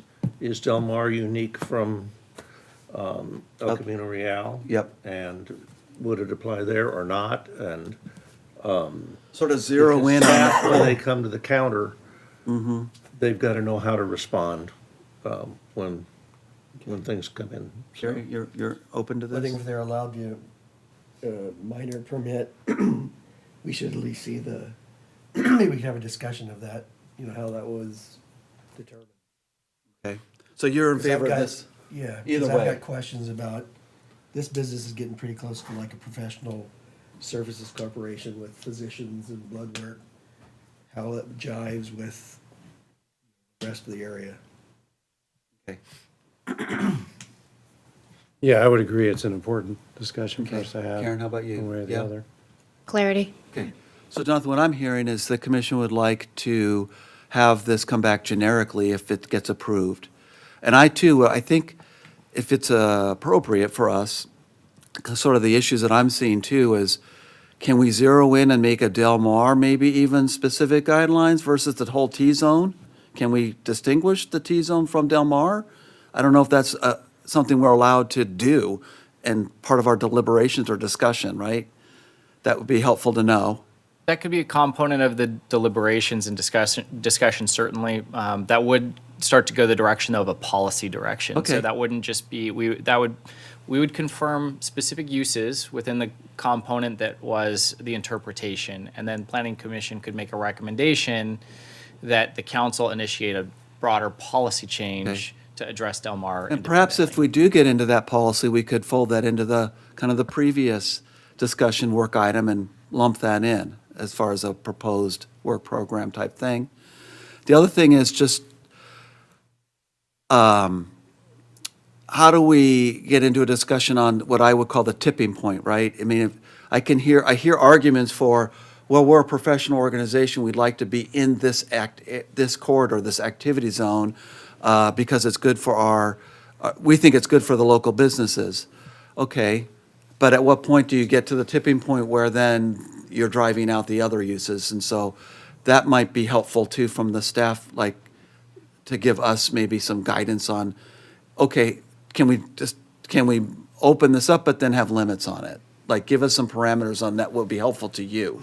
So making sure I understand that comment correctly, this is not a tipping point for an individual business such as percentage of floor area of an individual No. business. This is. The cumulative effect of liberalizing the pedestrian interpretation to the point where more professional businesses come in, and at one point is the tipping point of, well, we've got more professional than we have pedestrian oriented. And then what, does that change the character of the whole community, or, part of the segment there of our community? Okay. I think more of the effect of sales tax generation. I think one reason why professional services aren't within the central business district is you don't generate sales tax when you go to the doctor or the dentist, unless there's a product sold. And I think I think prior history would say that this area is being saved for retail, commercial sales tax generation for I think that's a I good think that's a point. bigger Yeah. point in this pedestrian friendly, probably kind of, because you could then have a whole area that's not generating sales tax, and we depend on that sales tax both on El Camino Real and Del Mar. Yeah. So, yeah, those points are heard. I think what we can do is insert some discussion of those topics within the staff Okay, report. that'd be helpful. And if the item is approved by the zoning administrator, we'll indicate that it was withdrawn when it returned, that the individual request was withdrawn, and reframe it as a broader discussion. And what's interesting too about Del Mar is, and I would encourage my colleagues to maybe go, when they're down there next time, just look at the second story of some of the buildings that are office uses. So there are opportunities for office use, for professional uses on Del Mar that aren't at street level. So that's another maybe angle to look at. Okay, I'm going to go ahead. Is the 17th okay with you, of January? To Yes, move? sir. Okay. I will move the continuation of item 10A, interpretation of 32-3052 Smart Fit Method and Pedestrian-Oriented Uses at 223 Avenida Del Mar, Unit C, that we continue this item until January 17th, 2024. Okay, seconded by Chair Pro Tem McCacken. All in favor? Aye. Opposed? Passes unanimously. Thank you. Thank you. You're all invited to come back on the 17th. Okay, thank you. Okay, now we're going to return to our first public hearing, which is item 8 on the agenda. It is item 8A, a zoning amendment for temporary outdoor dining and parklets. I know that, Jonathan, you were going to tee this up for us, so I'll turn it over to you. Yes. Good evening, Chair and Commission. I actually don't have a presentation for this item. The item in front of you was initiated by the City Council a little less than a month ago. So state legislation passed in October and signed by the governor puts in place the framework to extend outdoor dining programs throughout the state. What that does for cities is it takes off the table the lengthy CDP process, for instance, as one of the considerations, or zoning amendments generally, and so cities are able to rely on that specific legislation for a limited period of time. And so the council did initiate consideration of that extension. Doesn't mean that they've approved it. It means they would like your feedback on whether or not that program should be extended. So that's currently codified within our zoning code 17-28206 is that section that outlines all of the standards which the Planning Commission and Design Review Committee really developed and then were adopted by the council a couple of years ago. So staff isn't recommending changes to the program that was already reviewed through that lengthy process.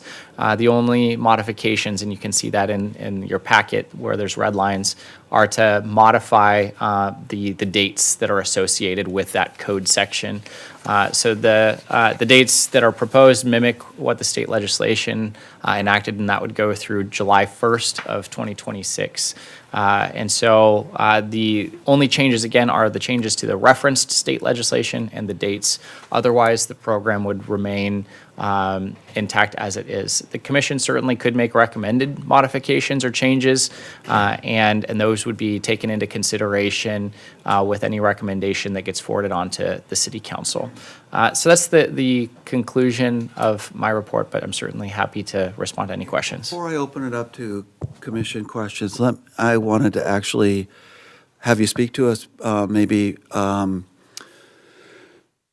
the capital improvement program that's going to happen on Del Mar and how that's going to impact the parklets so that we kind of understand that there's going to be a cycle there? There is, yes. So I don't have complete information yet. So our Public Works team is rebidding that project, and they expect to start at the end of January on that project. Until they've selected the contractor, they won't know the specifics of how many man-hours are being applied to that project and what the means and methods are going to be for that contractor, because they haven't been selected yet. So once that's determined, we'll be proactively reaching out to the businesses to alert them on the likely impacts and time frame. And that's not just the parklets, that's all of the businesses. We'll be in communication with them. There's already a website that's set up related to that project, and we have a communications company that they can contact once that project gets going with any questions. The time frame of that project, we're conservatively estimating 6 months, so there will be likely some impacts that could extend into the beginning portion of the summer. And there's two points of impact for those with parklets. The first is that the primary area of work is along the curb as they upgrade the electrical. The second is that when the project is completed, there will be a slurry seal done. And so I don't think that most of the businesses would want to assemble after the curb cut to disassemble and reassemble again after the slurry seal. So we need to get the final means and methods information from the contractor before we can give a sense of the time frame for when the parklets would need to be disassembled and reassembled again, should Planning Commission recommend and council approve the program to continue. I just wanted to point out that if this improvement project on Del Mar, if the construction goes through, then all the parklets will be removed, and then they'll need to be reconstructed. So there is impact if we change these design standards.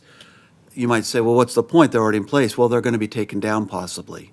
And then when they get put back up, the new standards would apply. So if we change them, does that make sense?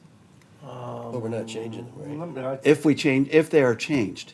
If we If suggest they changes take them tonight. out, I'm not sure they'd be obligated to meet any new standards since they've already vested in True. those. Gotcha, outlets. okay, gotcha. Well, plus, like what you're saying is nothing's changing in terms of the standards that we've put forth. That's the reason you're not making a presentation. I haven't recommended any changes. We could recommend. The some commission if we could wanted to. certainly recommend changes. If you've seen in the field certain things that you think should be changed, by all means, you can make those For recommendations. example, they all look different. Maybe we say, well, we want them to be uniform. We want to apply a standard, or maybe we don't. Maybe we like that they're all different. I'm not saying we should talk about that, but that's like an example.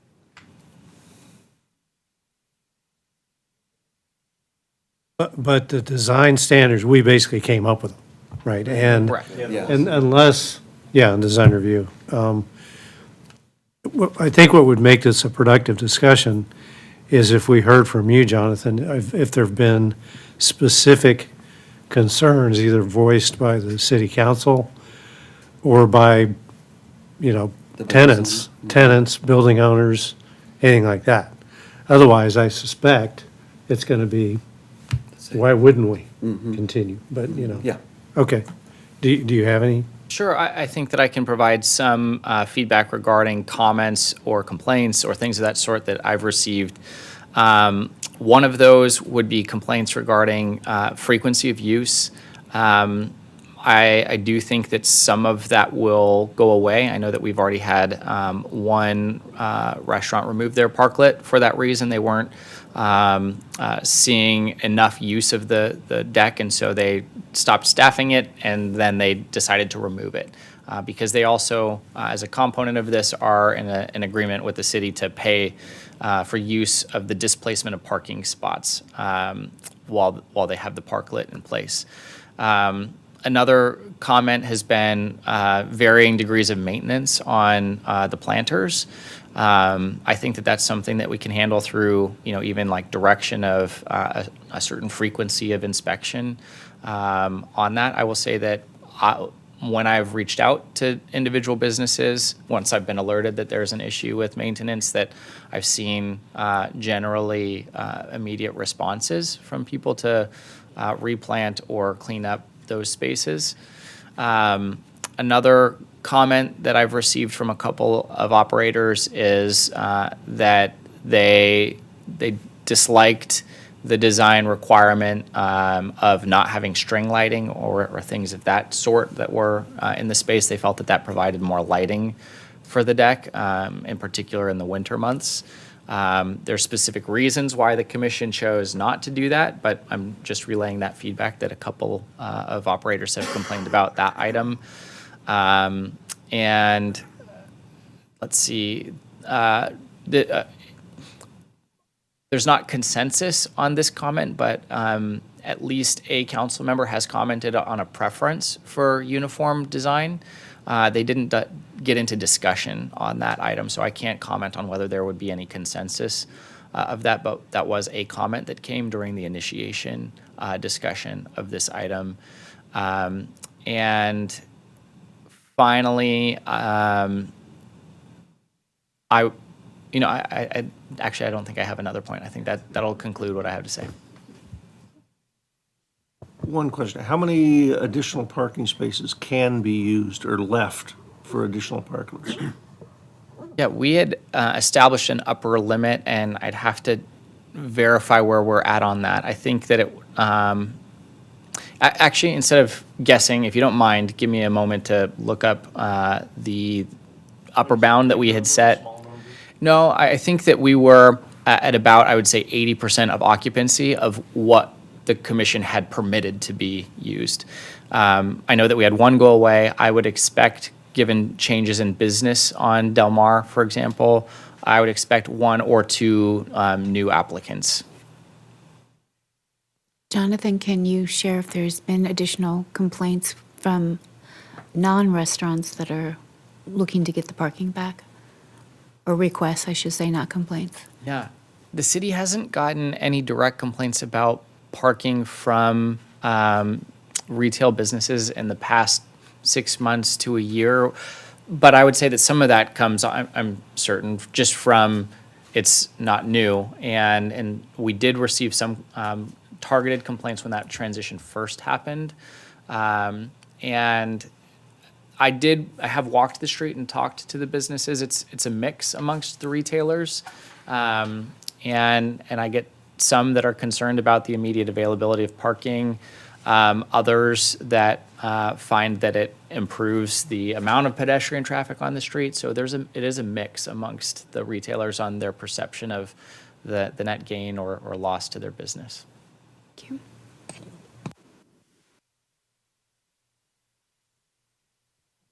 Are there any other questions for Jonathan? Okay. Should we open it up for discussion?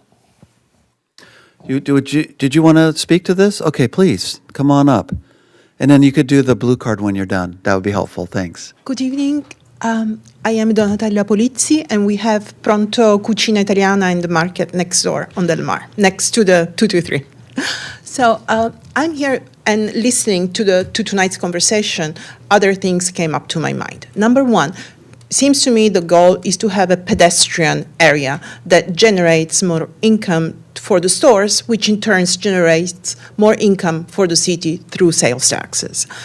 I've seen that having the parklets is something that brings people more to the streets, make them spend more time on the street, and having the double experience of the restaurant and the store. I have seen that when the restaurant is open and we have people in the parklet or inside, we have more people coming to the store just because after dinner they want to just relax and walk. And so it could be interesting, and I was talking to Mickey across the street from us, to possibly talking with the other stores and ideally extending the hours when the restaurants are open, when the parklets are open, so that more people can go into the stores. Because the big competition for the stores is not the parking lots, is not the lack of parking, but is internet. It's not that I don't buy from a store because I don't find parking. I don't buy from a store because I buy everything from my computer. So this is just a perspective I wanted to bring to your attention. And second thing is, we are willing to do anything. You want us to build a 2-story parklet, a gold parklet, but we need planning, because this thing of building, removing is every time building a small parklet is like the last time 1.5 years ago, it was over $10,000.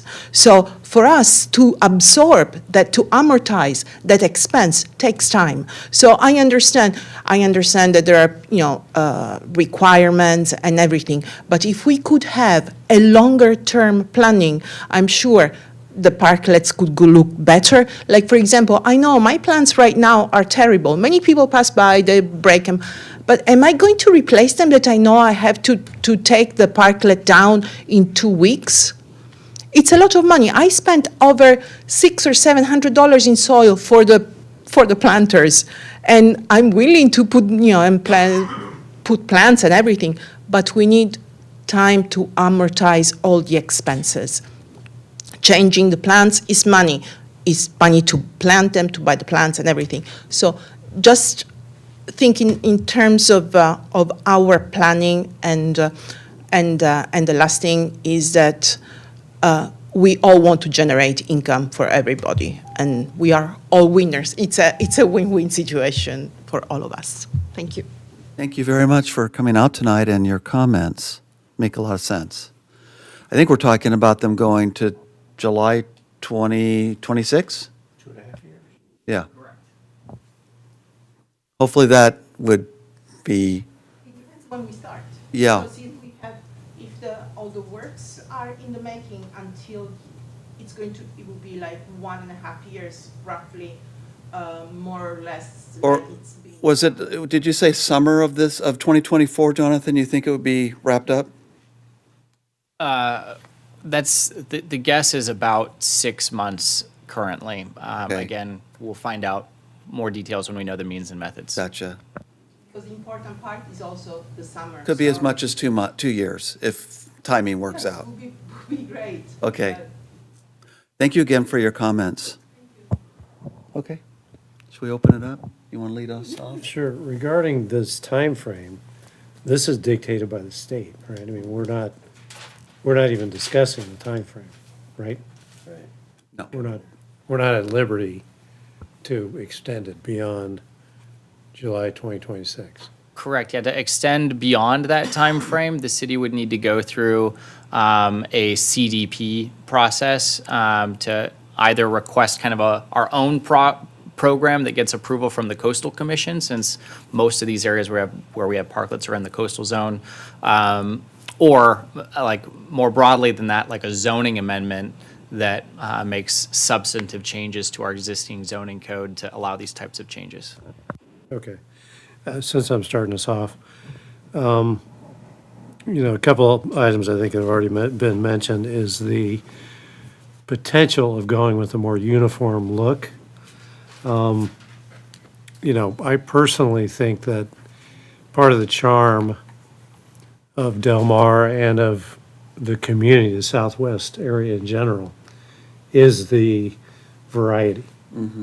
So I think that we've done enough in terms of setting some guidelines to get some uniformity in terms of how they're, the size, the materials, that kind of stuff. I think it's kind of nice to allow the tenants to flex their creativity a little bit, because I think of uniformity as everything's same color, same height, same plants, same materials. Personally, we spend a lot of time down there, and I've kind of enjoyed, seeing what people come up with. I don't necessarily agree with all of it, but I do like, to see that. And I think too that the configurations are gonna be different, by necessity because of the size of the tenant and their space. So, it seems to me that the variety is something we want to keep. As far as continuing, I think it's been a big benefit. All I've heard is positives, in terms of being able to sit outside. The reason there's not a lot of parking, big reason, is because it's popular down there, people are going there. If there's a lot of parking available, that would probably be a bad sign, for us. So I strongly, recommend that as a group, we extend this.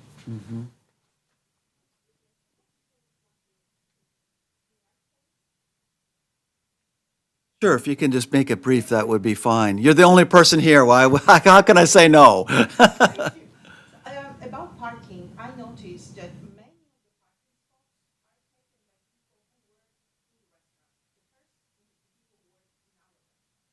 so maybe if there were more so that people are there for 2 hours, this could guarantee more availability of parking. Just Let me just make sure I understand what you just said. That, yeah, employees are parking there like for their shift? yes, So on Del Mar, a spot could be occupied for 6 hours? even 8. Okay, okay. There's a 2-hour limit, is there not? That's my memory. Yeah, there It's not is. enforced? Enforcement Okay. varies. It happens during the week based off of the RSVP schedule, and they are assisted on occasion by the community service officers from OCSD. I see. They don't do it on a standardized schedule for obvious reasons, but I do know that it could occur more regularly. Okay. Well, thank you for that. Okay. Karen, did you want to comment? I like the charm. Can't say I haven't enjoyed looking at them as I walk down Del Mar, but I feel out of fairness, it is not fair for the other businesses who have gone through all of this and lost their parking. They went through COVID as well, and this was to be temporary, and they went along with the temporary, and now we're extending it. And they have invested in their business, and I think they deserve to have parking in front of their business. If there was some way we could fix the parking problem, as this nice lady said tonight, employees of some of these restaurants are parking there for long periods of time, that could free up the parking for the other businesses. But at the same time, some of these parklets are blocking the businesses, the view to these businesses. So I have mixed feelings, but if I go back to where we originally started, it was to be temporary. And out of fairness, I hate to say it should not be extended, but they're not the only business on Del Mar. So I want to look at all the businesses and be fair that way. I think, I wanted to ask you a question. I was thinking that our speaker tonight was actually explaining that they're getting more business as a result of, yeah. Yes, you mentioned you had two businesses, and you felt that you were getting more businesses. For our store, it's not a restaurant. The restaurant has its own.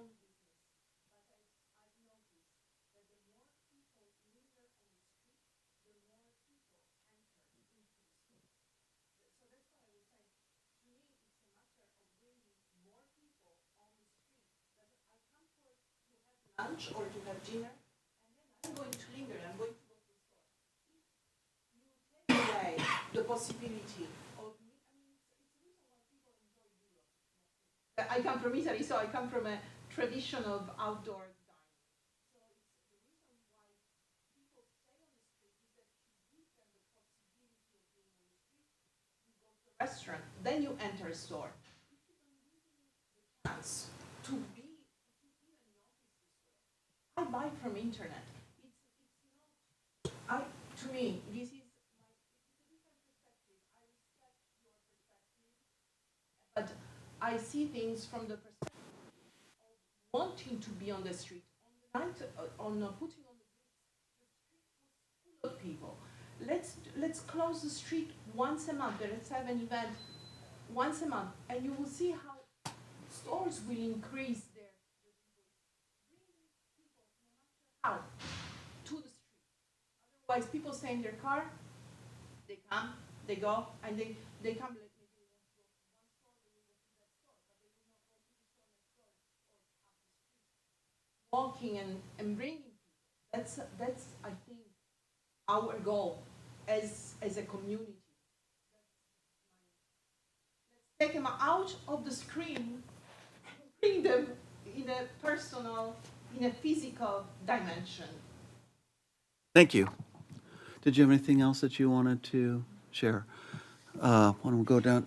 Bart, did you have any, are you comfortable with the design and no changes there? I am, and I don't see a whole lot of new ones Coming in? popping up in the short period of time, because it takes that long to build a new restaurant and whatnot. Yeah. I would suggest that we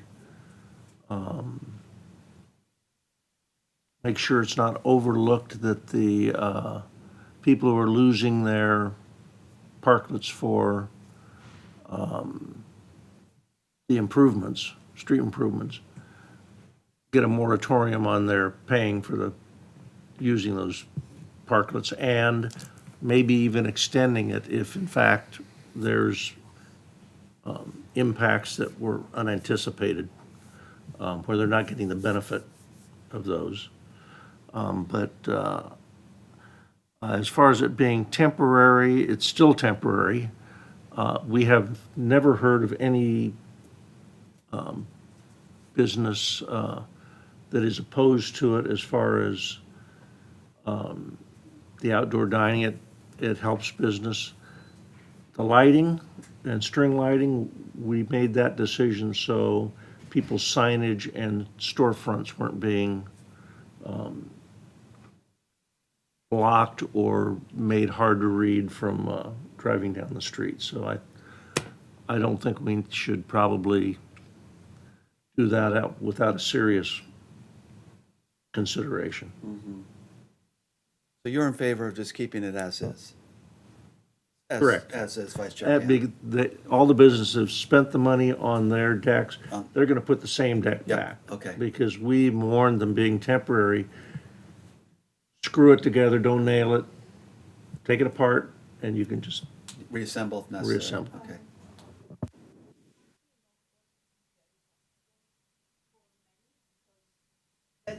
I was just talking about it with our builder.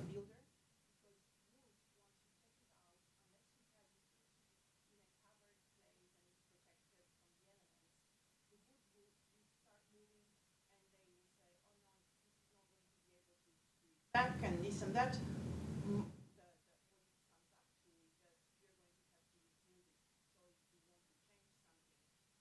Don't be so sure that we are going to be able to reuse the material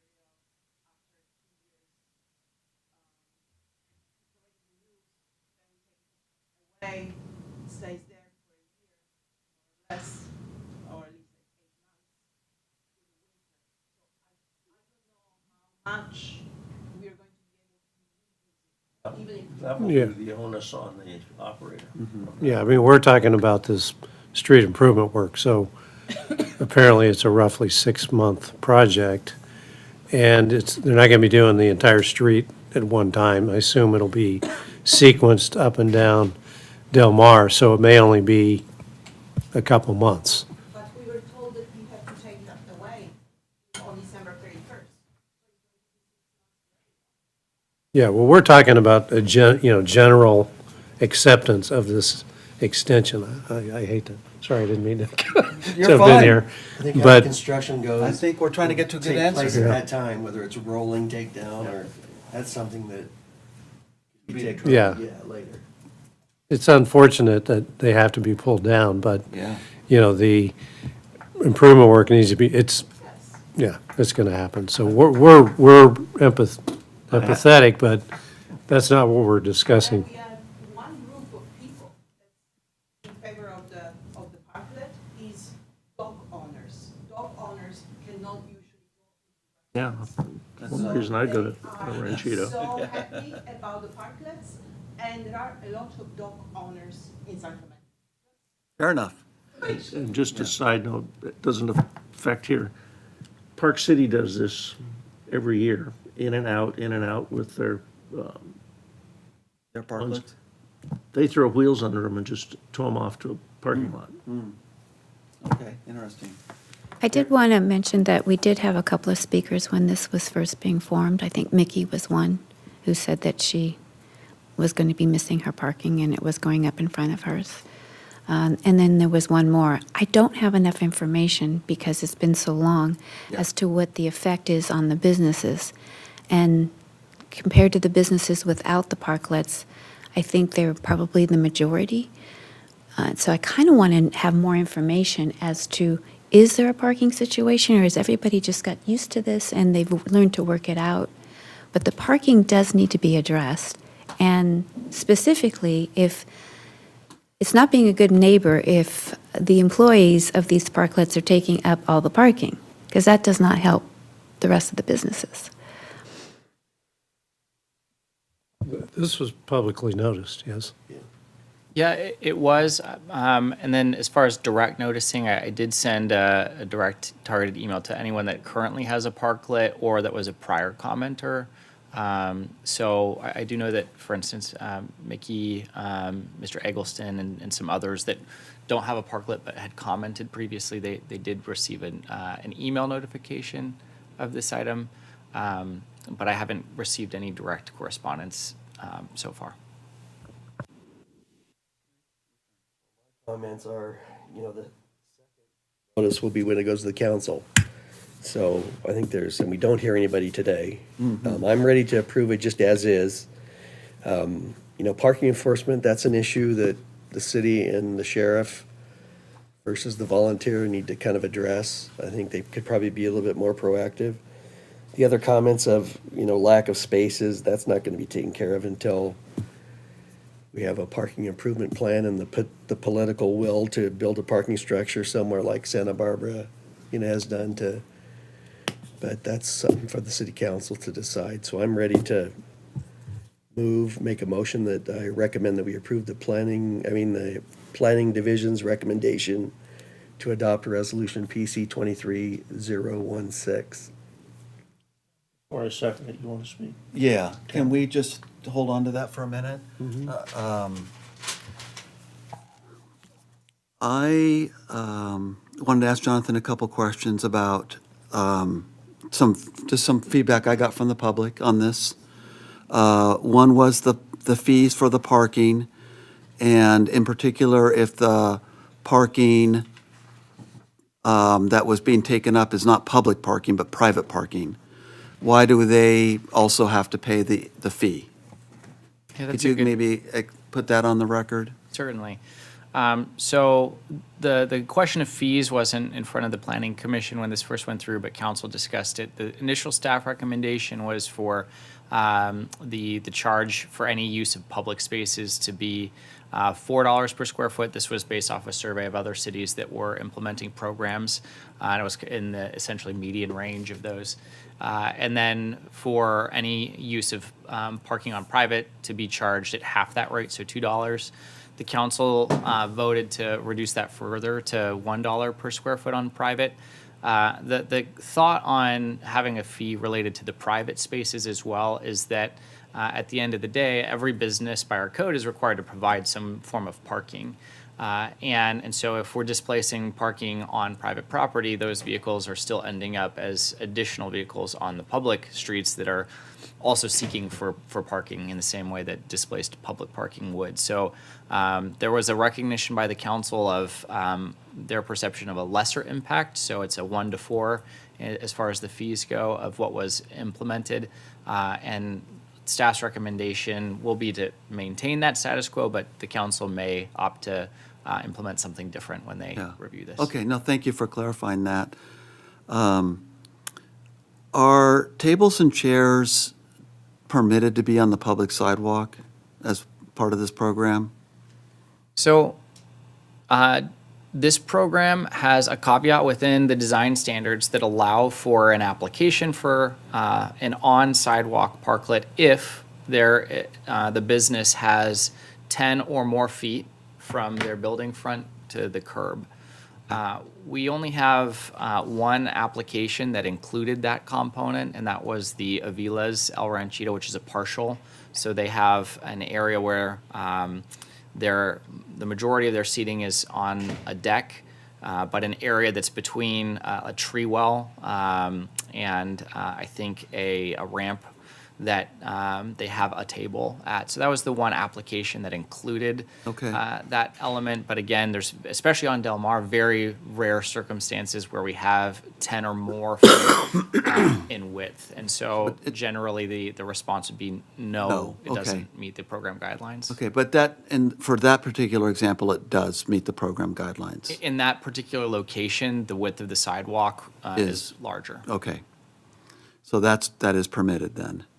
And then our speaker spoke about the landscaping, and I am just wanting to clarify, there is landscaping with the parklets, but that's separate from the city hanging baskets? Those are not part of that, right? Correct. Those are separate issues. Separate, okay. So then what's been your observation about the maintenance of the plants there on the parklets, the landscaping?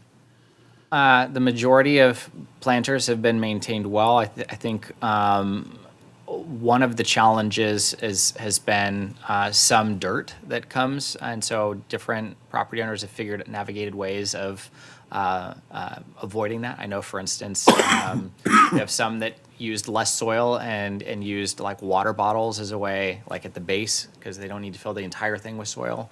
So Okay. there's been some creative modifications over time to reduce that issue. Obviously, there's variation. If people that have annuals types of plant material, that's not going to survive as well. So we have had to reach out proactively to a couple of businesses to replace landscaping that wasn't in good condition. Okay, so here's what Gary, if you're okay, I'm going to suggest, I'm going to ask Jonathan if certain additional recommendations would be helpful, and if you want to include that in your recommendation, that'd be, I'll leave that up to you. My first one, Jonathan, would it be helpful if in our recommendation of the council, we did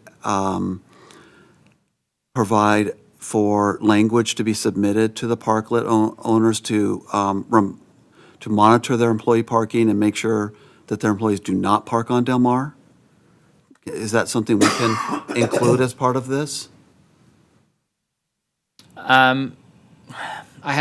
I love the idea. I have some concerns with the practical enforcement of that. It would just be really I know, but I mean, challenging. it may be a paper tiger, but I mean, if at least we're making an effort to tell them, hey, this is happening, that's up to you to make sure it doesn't. I mean, maybe it helps me, I don't know, but it's better than doing nothing, right? Couldn't hurt. I certainly have no problem implementing, so the location we would incorporate that would be within the agreement, so the kind of contract that we have with the parklet operator. Again, so long as the commission understands it would be difficult to navigate like which license plate belongs to which employee. No, of no, which no, business. no implementation, just the strong admonition that you need to not make sure this does not happen. Certainly. Okay. Is there a re-permit process here? Can you just administratively walk me through what's going to happen? when the council approves this? Yes, yeah, so I am going to look at having a follow-up permit process for this because the existing contracts were dated to terminate at the end of the first round of the program. And so whether that's an amendment to the contract, that'll be a discussion with our legal team of the best way to handle that, whether it's an amendment or a new agreement. But we are going to notice all of them if this does get approved, that they do need to proactively reach out to the city to identify that they intend to continue on. But as before, the application really was that contract, so it would be entering into either that new contract or that amended contract. Okay, so there will be some kind of further administrative action. Would it be helpful if we included a recommendation that in the reapplication, that there be a provision that the business be in good standing for that to be approved? Good standing would be defined as their plants are, their plantings are up to date and their fees are up to date. In case there's any businesses with fees in arrears, this could be a way to capture that. Is that something that would be useful? I do think that would be useful, in particular with the fees, making sure that that is very clearly communicated, that if anyone is past due, that they're not going to be considered an eligible applicant for the continuation. The plants, I think, might fall into similarly an admonition in that at the start of the if they're taking A reminder down- of the guidelines. Gotcha. Yes. Okay. How do my colleagues feel about my suggestions? Are you guys okay with those being included in the motion? Well, since I made the motion, I think parking can just be taken care of by parking enforcement if we want to do it. Because otherwise, I don't really think there's no way for the employee to enforce it. Yeah, there's a 2-hour limit, And so employees that means basically the employer is also gonna have to, ask everybody, where'd you park, where'd you park, where'd you park, where'd you park? I think it's just, if good there's with a, that. if there's a 2-hour limit, then we need to get out there and enforce that, because those people, if they work, 8 hours, they need to move their car 4 times, So is that the case? Every space on Del Mar is 2 hours? something like that. Is it? Okay.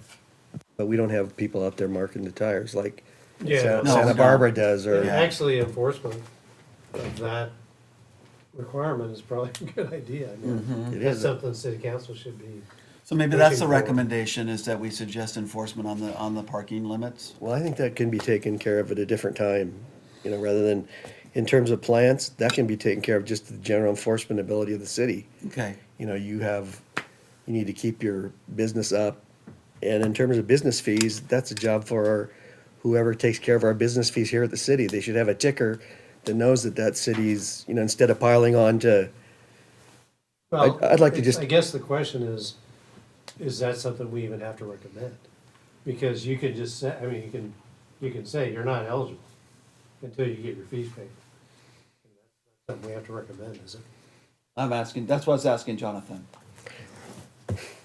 I think there's some usefulness to it, just in the fact that it adds your weight to that there's a recommendation that anyone that's not current on any fees, and I don't know right in this moment if there is anyone that's delinquent or You who guys could is. include it in They your can't staff put their report. new one too. out after they've taken it out. yeah, okay, I wouldn't object to that one, but the other two, it's well within the general enforcement ability of the city. But so is business fees. Yeah. They could shut you down. So it's really, it's the city's responsibility to know who's, He's asking us to. okay. I can add that on the business then to make sure when you Doesn't- reapply that your Doesn't hurt, business. Exactly. So go ahead, can you restate your motion? My then? motion is to approve staff's recommendation as listed to approve PC 23-016 as written, the 2 items on page number 4 of our report. And add that, recommend to the city council that at the time of re-permitting that make sure the business fees are paid. Second it. Okay. Jonathan, is that clear? Yes, sir. Okay. Any discussion from my colleagues? All those in favor? Aye. Any opposed? Passes unanimously. No, she's I oppose. You're a no vote? I'm a no vote. I'm going to, Okay, so- I'm going to represent all the businesses there. Thank you. Okay, thank you so it passes 4-1 with Commissioner Prescott Loeffler as the sole nay vote.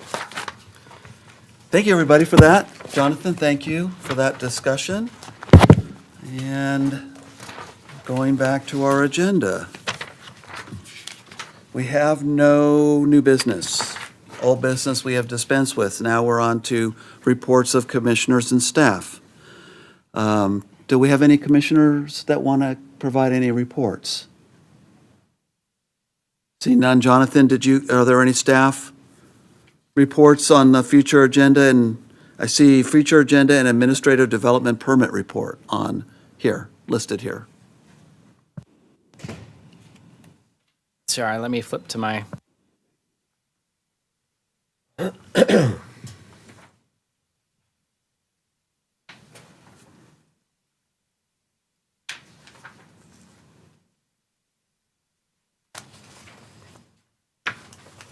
Chair, which item are you referring to? We're on 11. Our our last item for this evening. Reports of commissioners and staff, and there's an 11A that says tentative future agenda, and then there's 11B, administrative development permit report. Oh, okay. Those are just standing, and there's nothing to be updated. Yes, there's nothing to be updated on that item, and actually, item B can be, we'll make sure that one gets removed from the future Fair agenda. enough. Shouldn't have been included. Okay, so hearing no other reports, I will move we adjourn to the next regular meeting of the Planning Commission to be held on Wednesday, January 17th, 2024, at 6 p.m. at the San Clemente City Hall Council Chambers. Second? Second by Commissioner Prescott Loeffler. All those in favor? Aye. Opposed? Unanimous. And there's We stand food- adjourned. And there's food in the back room.